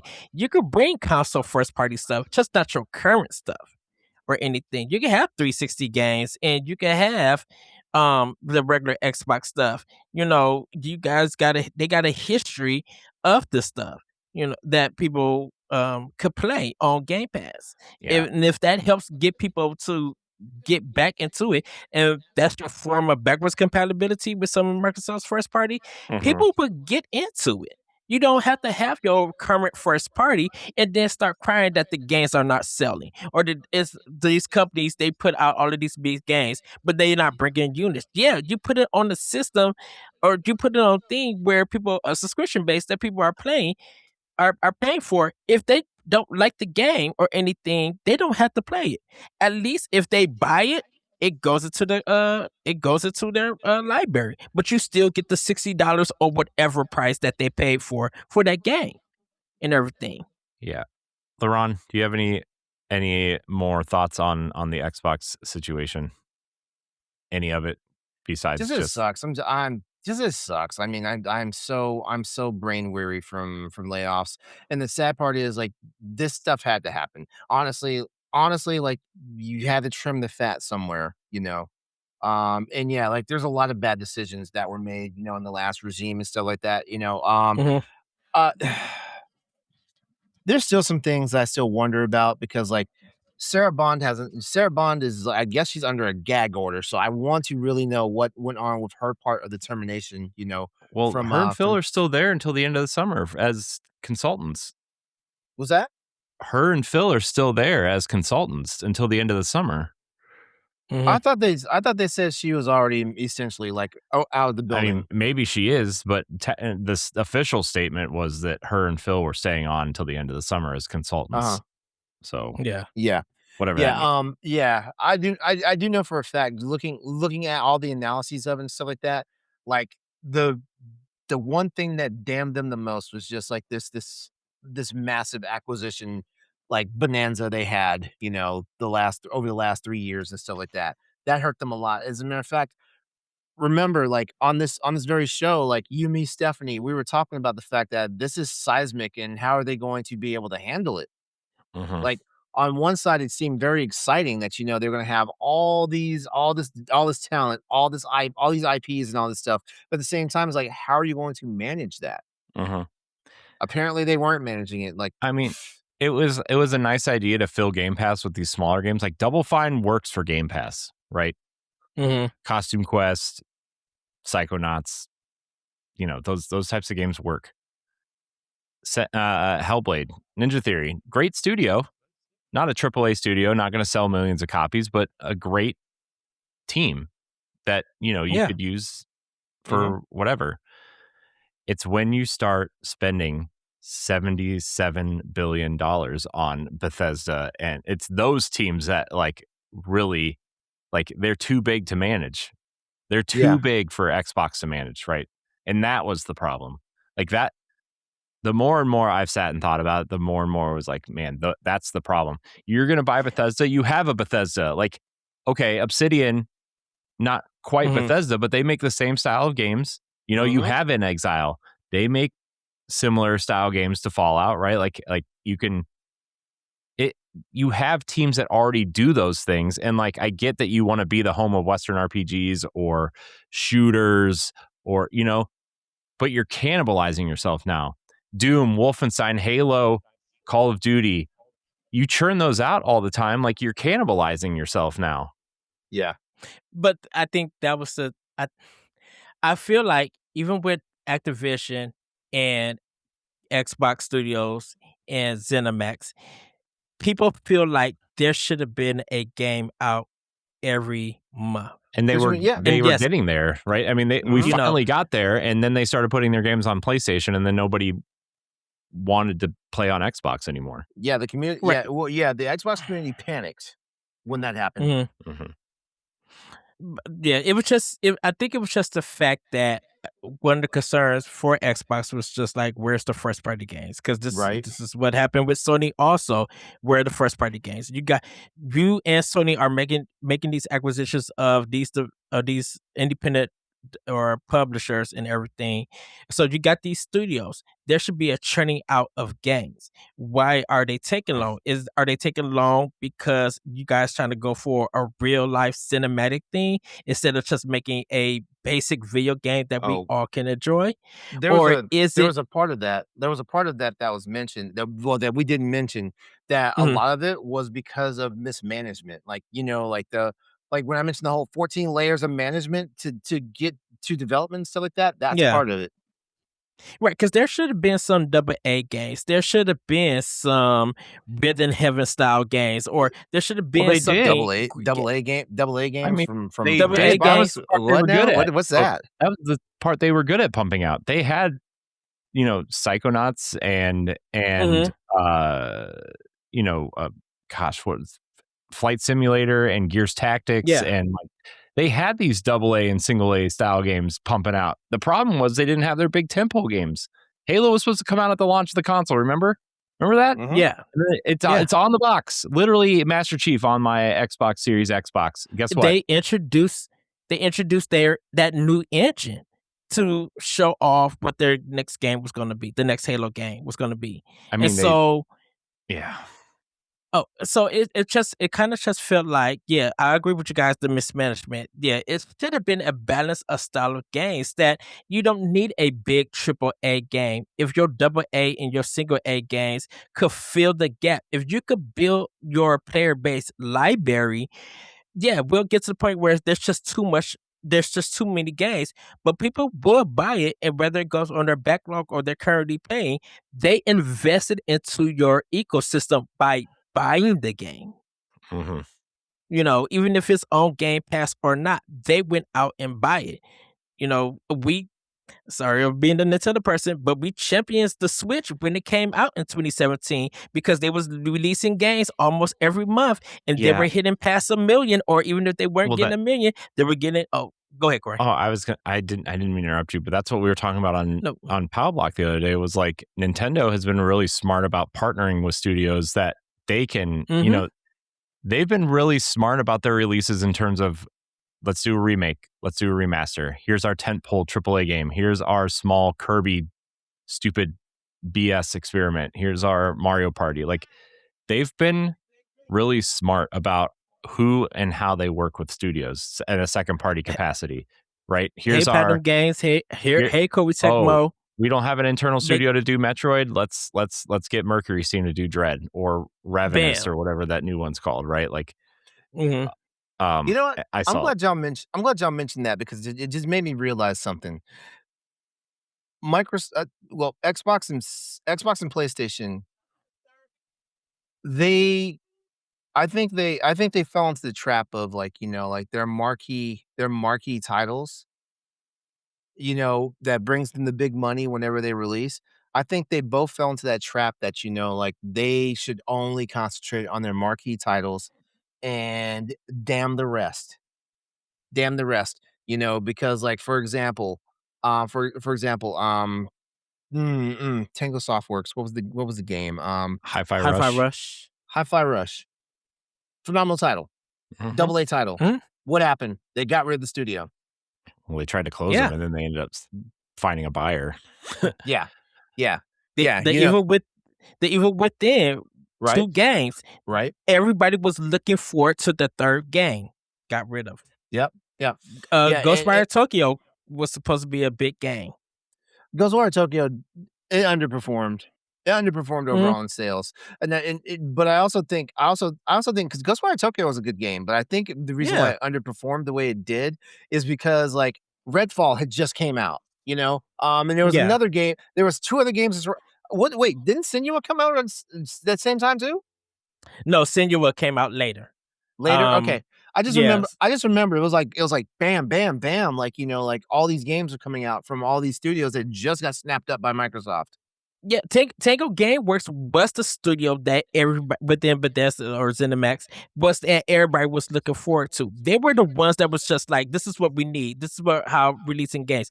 Their like direct thing in January showed the promise that the games that was coming out was hitting bam month after month. The one when they showed the Valve before it got delayed, that was supposed to hit, and it looked like, okay, Xbox is about to release some great first party titles for Series X, and people were going to be excited to buy them or play them. And then once that happened, deadness. Yeah. These companies are just afraid to not. They're afraid to not launch a Halo. They're afraid. They're afraid to launch something that isn't Halo. They're afraid to launch something that isn't Call of Duty. They're afraid to launch something that isn't Elder Scroll. Thank you. And same thing goes with Sony. Like they're afraid to release something that's not Ghost of Tsushima or Marvel related or whatever. They're afraid. They're afraid to release them because they feel like it's going to take up too much time and resources and not going to make enough money. Guess what? You're not. Every game you make is not going to sell 1 billion units. It's not. And I'm saying 1 billion because that's an astronomical number, but I feel like that's the way these companies act sometimes. It's like, because like there's no reason why I'm gonna throw EA under the bus with this one. There's no reason why the Dead Space remake did as well as it did, and they're not gonna greenlight remaking the second game. Makes 0 sense. But we can pump out Call of Duty every year. Well, apparently, apparently it's going to be every other year now. Nope, it's still every year. They're gonna alternate. Oh, I thought. Okay, I fell for that rumor then. Whoops. What I think they'll end up. What they should do, LeRon, hear me out now. How many shooter franchises do they have? A lot. What they should do is Call of Duty every year, and then fill those gap years with Halo, Wolfenstein, Doom, and Gears. Whoa! What a concept! Alternating years with your franchises. That's almost as radical as me saying Sony needs to sit back. Like instead of having a 7-year cycle for PS5, and make it like a 10-year cycle. Don't worry. I think Naughty Dog won't put out a game this entire generation. So. Oh wow. I think because of the Nintendo first party sale numbers for a lot of their games, whether it was a port, a new IP, or whatever, I think that kind of got into Microsoft and Sony's head that we need to do their numbers for our platforms. We need to pass the million. We need to get the 5 million. We need to be consistently on NPD or I'm about to say Famicom, the one that in Japan. Like Gematsu. we need to be on Gematsu. We need to be, we need to be on that level, because if we were on that level, that shows a good number for our product and our sales. But because they weren't doing that, I think Microsoft and Sony probably fell in this trap that like our big titles are not doing what they need to do. We need to have numbers to show that our product is the one that people should be playing on. And it just seems that, like you guys said, mismanagement, delays, going for this realistic kind of feel and look for a game, spending all the development time to get something right and everything. I think that hurt both of them. And then with Xbox buying Activision and ZeniMax, Sony buying Bungie and everything, that hurt both of those companies. All these decisions they may hurt these companies in that way, and try to now make it up and recoup it. I agree with you, Corey. I feel like in both of them, they have to restart from the beginning again. She inherited a terrible situation, and it only became more prevalent as certain things started coming out. Right? It's like when Jim Ryan left Sony. The first 100 days seemed very very hopeful, but now like we're outside those 100 days, and now we're starting to see the real ramifications. But I think the mid to long-term health of Xbox actually looks pretty solid. It's trying to turn the ship around, right? It's like I don't know. I agree right now it just looks bad. Like optically it's going to look bad for a long time. It's just how it's going to be. And I know we could keep talking in circles here. I'm sure something will happen tomorrow at Xbox that we can talk about next week. But any last thoughts before we get into this other topic before we get out of here? I think we should ask gamers in the community, ask people who buy games and stuff. We just gotta wait and see what happens, because if she could turn the ship around, even though with these hard business decisions, if it has to be made, it just has to be made. If this makes Xbox a better product in the future, the sacrifice was worth it. And at this point in time, we all have not been in the business class, so we don't know how stuff like that works. I'm just talking about regular gamers who are not in business savvy. I should say, we're just going about things that's going on at the company, at the restructuring that's going on. It's happening. We can't do nothing about it. We just still have to wait. If this helps the business and it helps bring out better games for people to go out and buy, not just play on Game Pass, but go out and buy and support, then it's worth the sacrifice. But once again, the way out and see how everything plays out. LeRon, any final thoughts? Nah. I'm good. He says nah. All right, let's since we recorded last week, which I can't believe it's only been 6.5 days since this was announced, but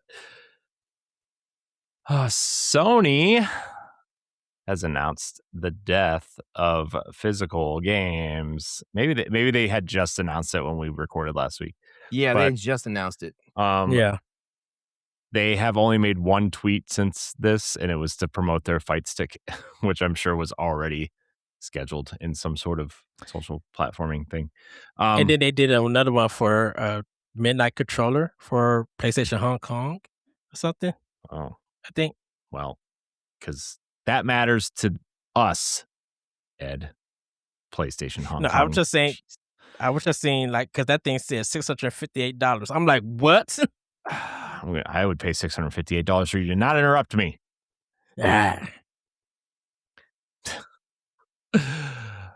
PlayStation's 2028 pivot reshapes ownership, industry infrastructure, and player trust. The story of PlayStation's shift away from physical media feels less like a single corporate announcement and more like the slow closing of a chapter that defined modern gaming. When Sony confirmed that new PlayStation games would stop shipping on discs beginning in January of 2028, it wasn't just a logistical update, it was a cultural turning point. PlayStation 6, slated for release that same year, will usher in a future where new titles exist only as digital files, untethered from the plastic cases and printed artwork that once lined store shelves and living rooms. Sony cites consumer trends and cost efficiency, but the decision lands with the weight of finality.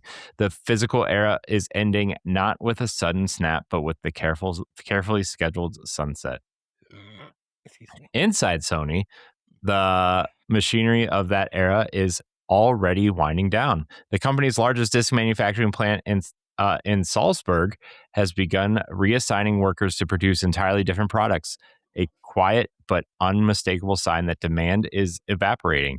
Developers have been told they can still press discs, but only for older games, a concession that feels more like a courtesy than a commitment. The message is clear. The future catalog of PlayStation will live exclusively in the cloud, PlayStation Store, and whatever digital ecosystem PS6 is building to support. Outside of Sony, the emotional response has been far louder. A petition titled "Don't Kill the Disc" surged past 165,000 signatures, fueled by players who see physical media not just as a format, but as a safeguard, a way to own something permanently in the age of where digital storefronts can vanish overnight. Sony has remained silent, even as prominent voices like Hideo Kojima publicly mourned the decision. Kojima described himself as, quote, really sad and, quote, frightened for the future of ownership, echoing a fear shared by preservationists that without discs, games risk becoming temporary, fragile, and dependent on corporate servers that may not last. Taken together, these developments feel like the game industry crossing a threshold it can't step back from. Sony is embracing an all-digital future with confidence, even as players and creators grapple with what might be lost. Permanence, collectability, and simple reassurance of holding a game in your hands. As 2028 approaches, the conversation around PlayStation is no longer just about the PS6 power or features, but about what it means to own a game at all, and whether the industry's march toward convenience comes at the cost of its own history. A lot to unpack here. Yep. You know, LeRon, last week we talked about how this would affect more than just PlayStation internally. It's going to affect disc manufacturers, which it has, clearly, by this story. It's going to affect companies like Limited Run and IM8-Bit and Super Rare and companies that print these smaller games on disc. You know, and we, Ed, you and I on Power Block talked about how Nintendo is probably going to be the last bastion for physical games, and that's not even, you know, the key cards don't even have the full games on them. So so LeRon, the way it works is the companies have the choice of buying a cart and putting the full game on the cart, or they have the option to get the key cards where it's just the license on there and you download it, similar to like the license discs that Call of Duty uses. But then there's also companies like Ubisoft. Some of their engineers actually said the internals of the Switch isn't fast, or the internals of the Switch 2 carts aren't fast enough for them to put the game on the cartridge, so they have to use the hard drive. Which I don't know how that works. I'm not that technologically advanced, but it seems like it's kind of, it's kind of like almost like another way of downloading a game. Yeah, it is. But in order to play it, you just need the game card. Just like if a full game was on a game card, you put it in. Because literally, once you install it, it's yours forever, or whatever. You put the game card key in, and it loads up like it's a regular game was on a card. That's all it is. It's just that. That's the only thing. The difference is that it just takes an internet connection. So you'll get the full game and you'll get the updates and everything like it was a day one release. And every time you put the card in and play it, as long as it's installed in your system, you play it like it's a regular game and everything. Mm-hmm. Yeah. LeRon, you're a PC guy. Hmm? You're one of them digital consumers. I know you have physical games for games that you truly love, but that I truly love. Like there's a whole case full of them back there. Yeah, but as a primarily PC gamer, there haven't been physical games for PC for almost 20 years at this point. So, what are your thoughts on this? All right, so I'm gonna say something here, and I know it's gonna throw a lot of like console gamers, for a loop, because it's something they're not used to. But the one thing that I think a lot of people haven't grasped of this whole digital thing now is that when this happened to PC gaming, like a whole trust had to be built in there. And over time, what did we see? We saw like killer sales going on in like all the storefronts. Like Steam, like right now, I've got the Star Wars Jedi Survivor bundle in my cart. Getting both games for like, don't make me lie. Hold on. It was something like $17 or something. Get both games for either $14 or for standard editions, or $22 for the deluxe editions. Both games, and I don't own these games as of yet. I just looked in the storefront for I just looked at on the Xbox store. Jedi Survivor is $60. Yeah, but is it on sale? That's the thing. I didn't. It wasn't on sale because those games are on sale on Xbox all the time. As I do know that. Well, they're not on sale right now. They're not on sale right now. The problem is the problem with sales is like they're never going on at the same time. That is true. Yeah, that is true. I feel like one storefront has a sale. Every storefront should have a sale. Yeah. But I guess the Capcom sale was on this week, and they were on sale on everything.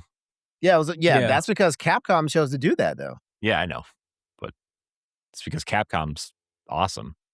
We love. But Capcom. I think when it's like when they say like the Steam sales, it's like a big thing for PC players, strictly for the PC community, because people just started adding. But guess what? Buying a whole bunch of games. But guess what? This is I don't want to put myself in a situation where I wind up looking bad here. But I have a funny feeling that like once this stuff goes all digital and these sales don't start working the way they want to for these companies, Sony's also going to start having a whole bunch of sales, and markdowns for games. Well, it was the crazy thing. The crazy thing is the PS3, when you had PlayStation Plus on it, you were getting good sales every Friday. Like it was hard to see when you started seeing like games that was $60 going for $19.99 because of PS Plus, and then if you had PS Plus, you got an additional 20% off on that game, whether it was a month or 2 months out. Like the PS3 sales during that time was everything for Sony. Game Pass does that. Yeah, I mean the sales, the Xbox sales are on all the time. They even have like specific sales for you, right? I mean, they have the thing that Sony also found themselves getting in trouble for, which they have yet to admit, is the dynamic sales for PlayStation different users, places, right? Like different. Yeah. No, it's like I could be sitting next to LeRon in the same room, and if I either have a higher tier of PlayStation Plus or I have, I play certain games, those games will be cheaper than for him, right? Yep. So I thought it was because of what area that you lived in. Like because you live where you at, your stuff, your game is, let's say, on sale for $15.99. But because where LeRon is at, he got to pay like $24.99. I thought that was the price dynamic that Sony was doing. Nope. Because of where you was at. Nope. That was the idea that I was getting. That's just sales tax. Yeah. Well, oh no, they was doing that for the main price. Man, for sales. Man, sales tax being a whopping $7 would kill me. Because that's what Wendy's was going to do with their dynamic pricing. That the burger would be this price, and then at 4:00, if it's not busy, they'll drop the price down. But Wendy's didn't go there. I forgot about that, and I'm glad that didn't come to fruition. That's what everybody was. That's what the price dynamic thing was supposed to happen, or is happening on Sony. Wherever you live at, or wherever This is more of a regional thing. Like, like when I say regional, I mean territories, like, like the EU or NZ, like well, nobody sells games in Russia right now, so but you know what I mean. Yeah, but that was the pricing dynamic that I don't know if it's live or anything, but that was the thing that was supposed to be at. Wherever you're at, they could charge you wherever they want. And it's just because of business, time, whatever. That was the pricing dynamic that Sony was supposed to do. I think the only pricing dynamic we've seen that's actually in effect right now is just like based off of what the currency rate is over in those regions and stuff like that. Like, I mean, like when I talk to Andre all the time, Andre is always like, upset that, like on average, like games that he wants are $15 higher, there than here, Yeah, but and I think that's a money translation issue. Right? Yeah, it's a money translation. Yeah, because that's what everybody thought that making these systems region free.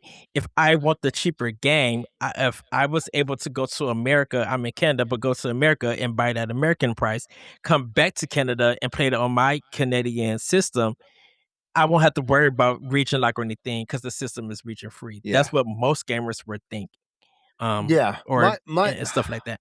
My prediction is that like once it comes to fruition that that basically Sony is going to have an all digital ecosystem and stuff like that, like we're going to see some really wonky things happen with pricing to where all of a sudden games are going to be affordable because they're no longer.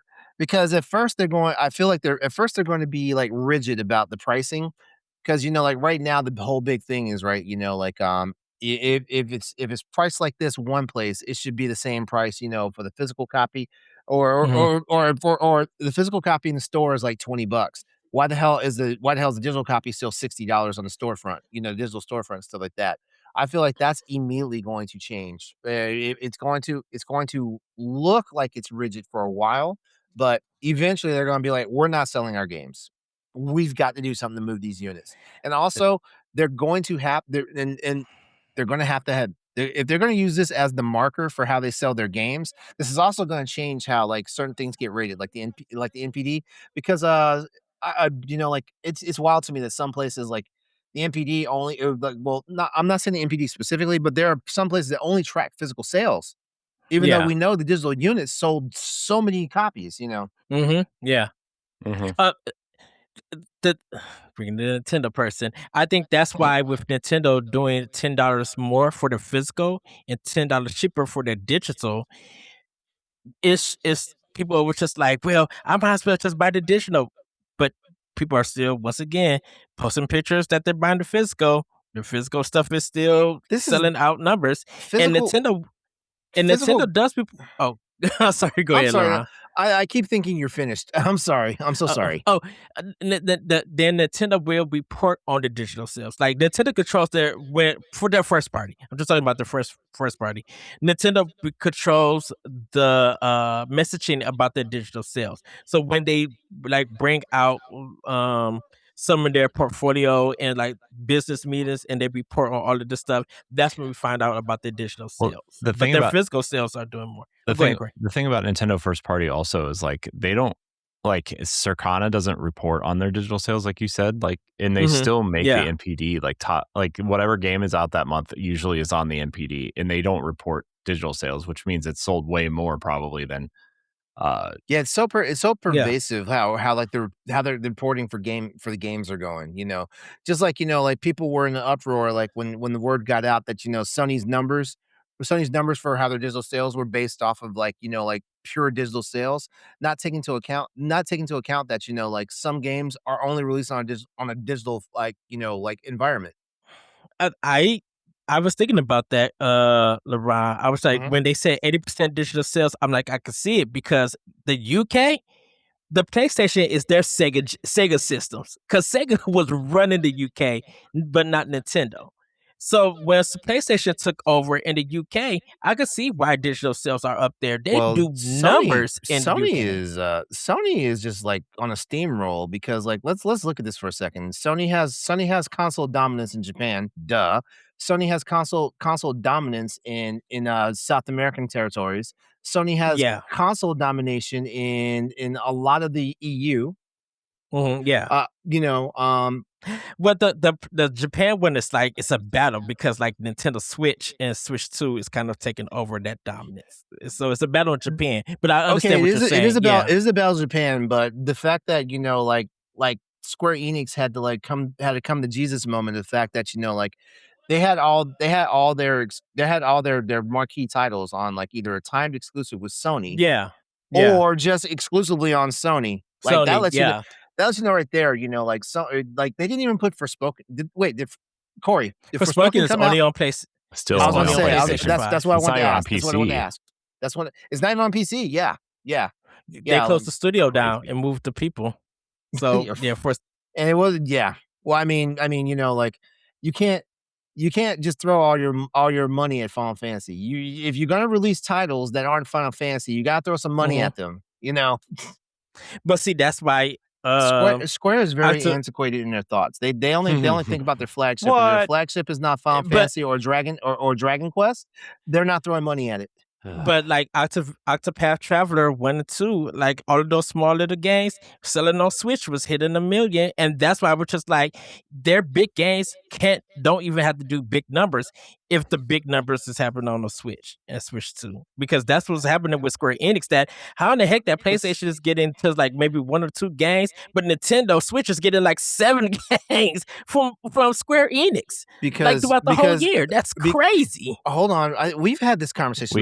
We had this a while ago. Let's get back to the physical. On Block. I know every publisher puts the games on where their niches are going to be. Octopath Traveler is not going to sell like that on Xbox and PlayStation.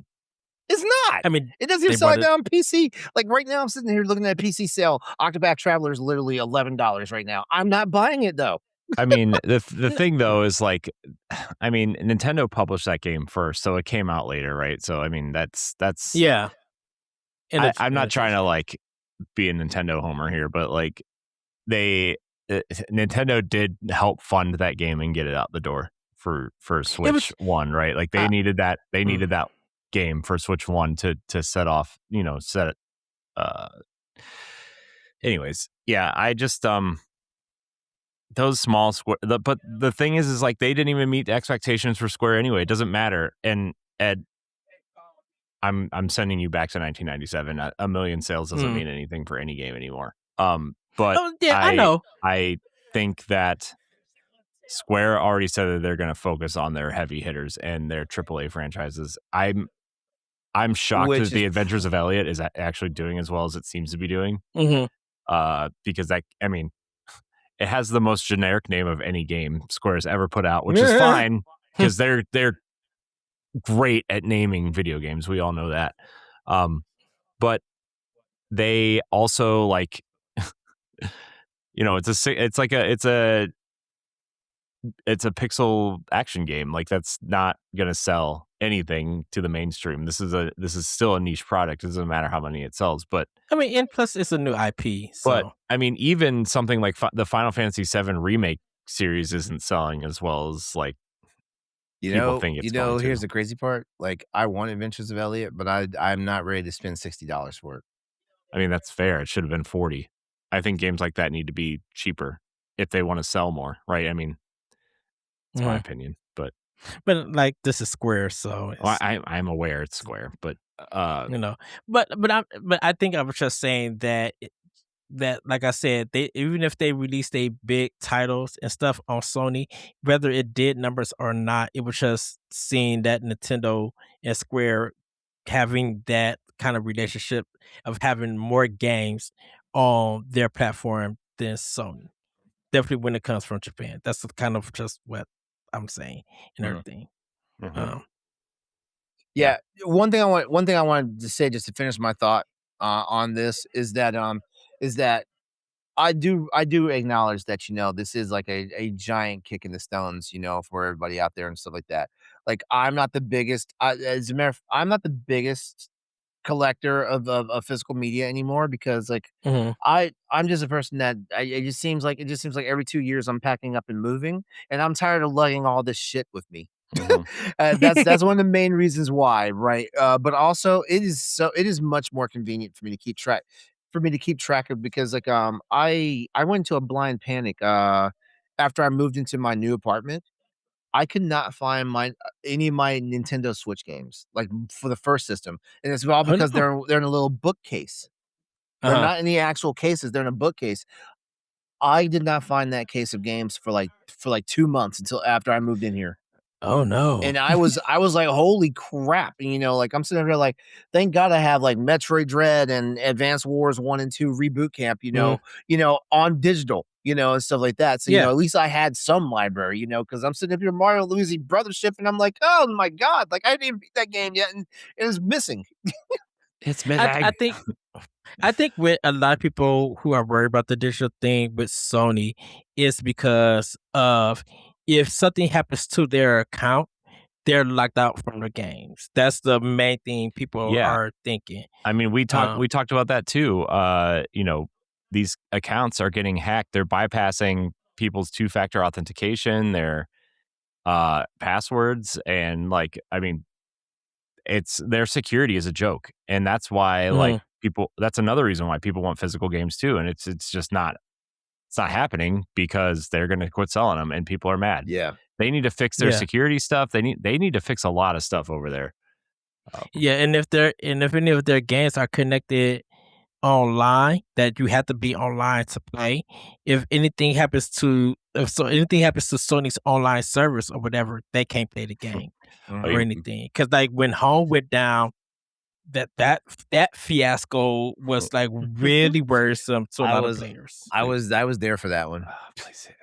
Yeah, I wasted a lot of time on PlayStation Home. I mean, I even started recollecting physical games of at least games that I enjoyed playing and loved because of this whole security fiasco that they seem to have and not want to fix at all. And it really sucks that they're going to stop doing that. And it's like, well, I'm not going to support PlayStation. I mean, to be honest, I'm not that big of a PlayStation person anyway, but if Xbox was going away, I need someone to play games that don't come to Switch or games that I want to, actually run. And I'm not building a PC. So I was like, well, maybe I should get these physical games. Talk to me when you're ready for a PC. Talk to me. You too, Ed. We're gonna fight. What do you mean we're gonna fight? I don't know. I just want to slap you around a little bit, LeRon. Oh wow. No, I think with Sony is that the players have proved to them that we want games digitally because we make our purchases on your platform. Do the PlayStation Store. We have proved that time to time. Here's the main factor why like digital sales have kind of gotten the way it is. People don't want to leave their homes for a midnight release anymore. People want to, or even better, like people want to be able to wake up the next morning when the game is supposed to be out and is already ready in your system, patches are already installed and everything. You just turn it on, and stuff like that. Like there's Yeah, there's a lot of pros as well as a lot of cons to what digital means, in this transition. And I'm saying a that's transition because like it is July, as of this recording right now, is July. It's almost July 9th, 2026 right now, right? mhm. And so we've got literally 14 months. I'm sorry, not. I'm July not. 8th. Well, no, it's almost July 9th.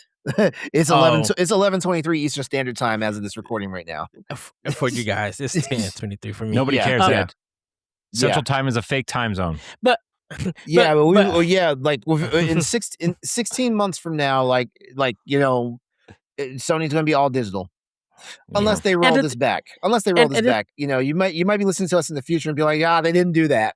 You and the watch. thing If they about roll this, this back, they're gonna have that dangling disc drive the way that the HD DVD player was on the oh wow, Xbox Plus 360. And then Yeah. they're going to redesign it a year and a half later and be like, well, look, we added a disc drive for the players, Well, and definitely if you look at retail, the shelving for PlayStation is almost non-existent along with Xbox. Well, Xbox Like is just an if end cap at Best Buy for me.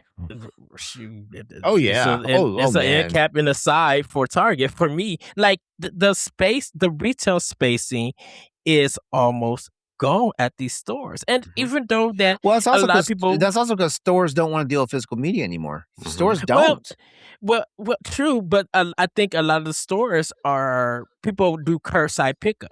Like, cause I order my games to Best Buy, and I'll go to Best Buy and pick them up. But but now I've been ordering my games from Best Buy and having it shipped to me, and Uh-huh. it's been cheaper. It's been cheaper that way because of having the mail delivery and not having to pay nothing. Yeah. The only sacrifice that I have is the game might get delayed shipping by a day or two or whatever, but it's at my home. See, and that it's would still drive physical. that would drive me nuts. That's why I buy digital, so I don't have to worry about that shit. The worst But- thing I've ever had to worry about is waking up in the morning and saying the product key wasn't ready yet because the publisher hadn't sent them to the company yet. I would say this: Best Buy and UPS, the most are quick. They will bring your game like 5, 7 o'clock, 7 or 8 o'clock in the morning. Yeah, because On the day of because here's a little secret. Like Best Buy already has the discs at least like a week before the game is supposed to be out. Well, some games they That's don't how- have it in that's- none of the stores. That's They how they that's ship how them these out from that's how these somewhere. well yeah that too, but that's how these freaking Yeah. games break street date. It's because they were in somebody's back office. I Yeah, mean, that's 'cause why GTA is all digital. Guarantee you. Because like a lot of games, sorry, I'm coming from Nintendo, but a lot of games that was coming out on a Friday that was pre-ordered from on Best Buy. When I would walk in Best Buy, I would just see the whole shelf be red. Well, that's And why they with start coming out on Southern Thursdays. PlayStation one. Yeah. You mean first party games come out on you mean the Thursdays now. game with you mean the case with the fake game in it? No, I'm sorry. no. I'm sorry. That No. was a very cheap shot. I'm sorry. No, but it was just like with the physical purchases, people were doing curbside instead of going into the store, going to the game section and buying it and stuff. And Well, so, I mean, we've got COVID to thank for that. yeah, but I think it's a profitable business for like Best Buy, Target, and all of them. I think with the digital thing starting in 2028 and people trying to change it, I'm like, it's not going to change. Sony has made their decision, and you guys are going to continue to prove that Sony decision is right if you keep buying their stuff digitally. If there's continue for the next 2 years until they stop doing physical, if y'all keep showing them that 80% is their revenue for their sale of games, why would Sony need to change? You're up here arguing and yelling to saying the community and people who want to voice their opinion, but if you keep buying their games digitally, you're just showing them that they're right. So why would I want to change my business decision for y'all to buy physical if y'all keep showing me that y'all still buying our games digitally, whether it's first, third, or indie or anything? I'm not gonna you I'm not know. gonna argue with what you just said there. Mhm. I feel like the only reason why like this stuff is the way it is because like people want their convenience. Yeah. People want their convenience, and I'm I mean- also going to say something that's a very hot take because I actually want people to like run to the comment section, and when we upload the clips and all this stuff, I feel like a lot of you guys are over exaggerating your reactions. Oh yeah, they're doing it for clicks. But I do think that there is the collector market out there that loves to have the physical meat. But like again, there is. But and newsflash, it's a lot. That community is a lot smaller than you think it is. Mm-hmm. Yeah, and I wonder if there will be. I mean, I wonder if there will be a more like. I wonder if stuff like limited run would grow if PlayStation had a disc drive but said, "Hey, we're gonna pause the physical stuff for us," but limited run, because Xbox has been doing this with limited run for a lot of their AA and single A titles, right? Of like, oh, we're gonna publish this game through limited run so you can have it physically if you want it, right? Man, Alan Wake did that, right? Limited Run can't even give me a game 6 months after it's been released. I mean, that's true. I'm just using it as an example. Like if they did something like that, where physical games are going to be a little bit more boutique moving forward, right? Like you could Limited Run needs to be acquired. Limited Run needs to be acquired by Microsoft. I mean, they were acquired by Embracer, so yeah. I will say, if Limited Run is going to get invested, the Nintendo version can't be connected because the Nintendo version was sold out, while the PlayStation version would still be. Resident Evil 9 sold out like instantly for the physicals. Like you couldn't find the physical versions, and it was a key card. It wasn't even a real physical game. Pragmata, you could. I've been hearing stories that if you didn't pre-order Pragmata for Switch 2, you would not find that game in stores. Yeah, a lot of that Capcom stuff was like hard to find. I mean, Resident Evil 9. Wait, did Pragmata release same day as everybody else? Yeah. All Capcom stuff has released same day. I thought Pragmata was a staggered release. No, it all released on the same time, and everybody who was looking for the Switch 2 version couldn't get it because it was sold out. There was a big patch for the Switch 2 version, but I bet there was. Yeah. Anyways, I'm sorry. I did not mean an ugly yawn like that on camera. It's fine. We're gonna get out of here. But any final thoughts on this? I know we could talk about this forever, and I know we're probably going to continue to talk about this depending on who's guesting. No, next week's going to be a fresh show unless there's updates to all this news that we talked about today. I guarantee you there will be updates to the Xbox stories. We'll give it to Friday. I will say, go watch the Digital Foundry like their podcast, the video. They do talking about this. I think Rich is his name. He gives a breakdown on his opinion on all the stuff that could possibly happen, and they'll like give you a big eye opener and everything. So if people want to learn more or hear other opinions, they could. I mean, Digital Foundry, that discussion that they had about this topic was really good to watch and hear. Like, it's really, really good. But I think for right now, for Sony, they're just like Microsoft. They're making a business decision that I think that's best for them.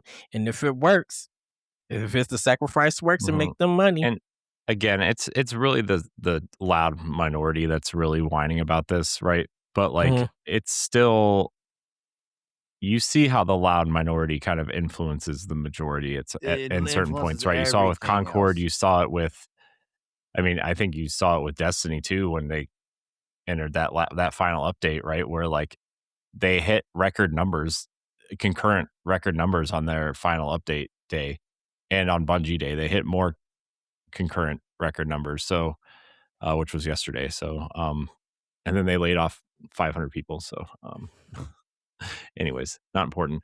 All right, let's get out of here. Everybody out there, I want to thank you so much for watching or listening to this extra long edition of the Boss Rush podcast. You can catch us live on Wednesday nights on YouTube, Twitch, and X. Working on other platforms. I'm trying. It works weird. Ed, thanks for hanging out with us tonight. Always. Thank you guys for having me. Always being here. Always an adventure with Edward Varnell. You guys, I love hearing your guys' opinions and open my eyes to stuff. I thoroughly enjoy it. I think that's why when you guys are recording, I'm in the chat. I'm like, I told Corey this, LeRon. I'm just like, every time I feel like I'm in the chat, I feel like I'm podcasting with you guys because you got words. You are because every I'll see one of your comments and I was like, this guy did not. But you guys, but you guys continue to make a lot of great points, and I love that. I know I'm wrong a lot of times, but I love hearing. Once again, I love chatting and hearing say people's that again. opinions. Say that one more time. What? I don't think they You heard you back guys, there. you guys make a lot of great opinions, and I know I'm wrong sometimes, but What? I love and but That's on tape. but It's like I live. said, I love to have that chat and everything. I think that's what I love about gaming, just in general. In general, is that having that open discussion, still respecting everybody, and having the pros and cons that you can agree or disagree on. And that's one of the great things about gaming and podcasts. And I love when you guys are doing it, and I can see it from my perspective when I'm not on the podcast. So that's all I'm saying. But thank you guys for having me on. We're not just doing it. We're doing it well. Mm-hmm. There's no other way to do it is than to do it well. Am I right? Yeah. LL Cool J song came. Jeez. That's exactly where I got that from. Oh man, such a great song too. Remember, you can like, subscribe, share, rate, and review wherever you listen. You can support us on Patreon, patreon.com/Boss Rush Network. For only $1, you can get early access to Gamescast, Expansion Pass, and other cool perks. I'm a Patreon producer at the $5 tier.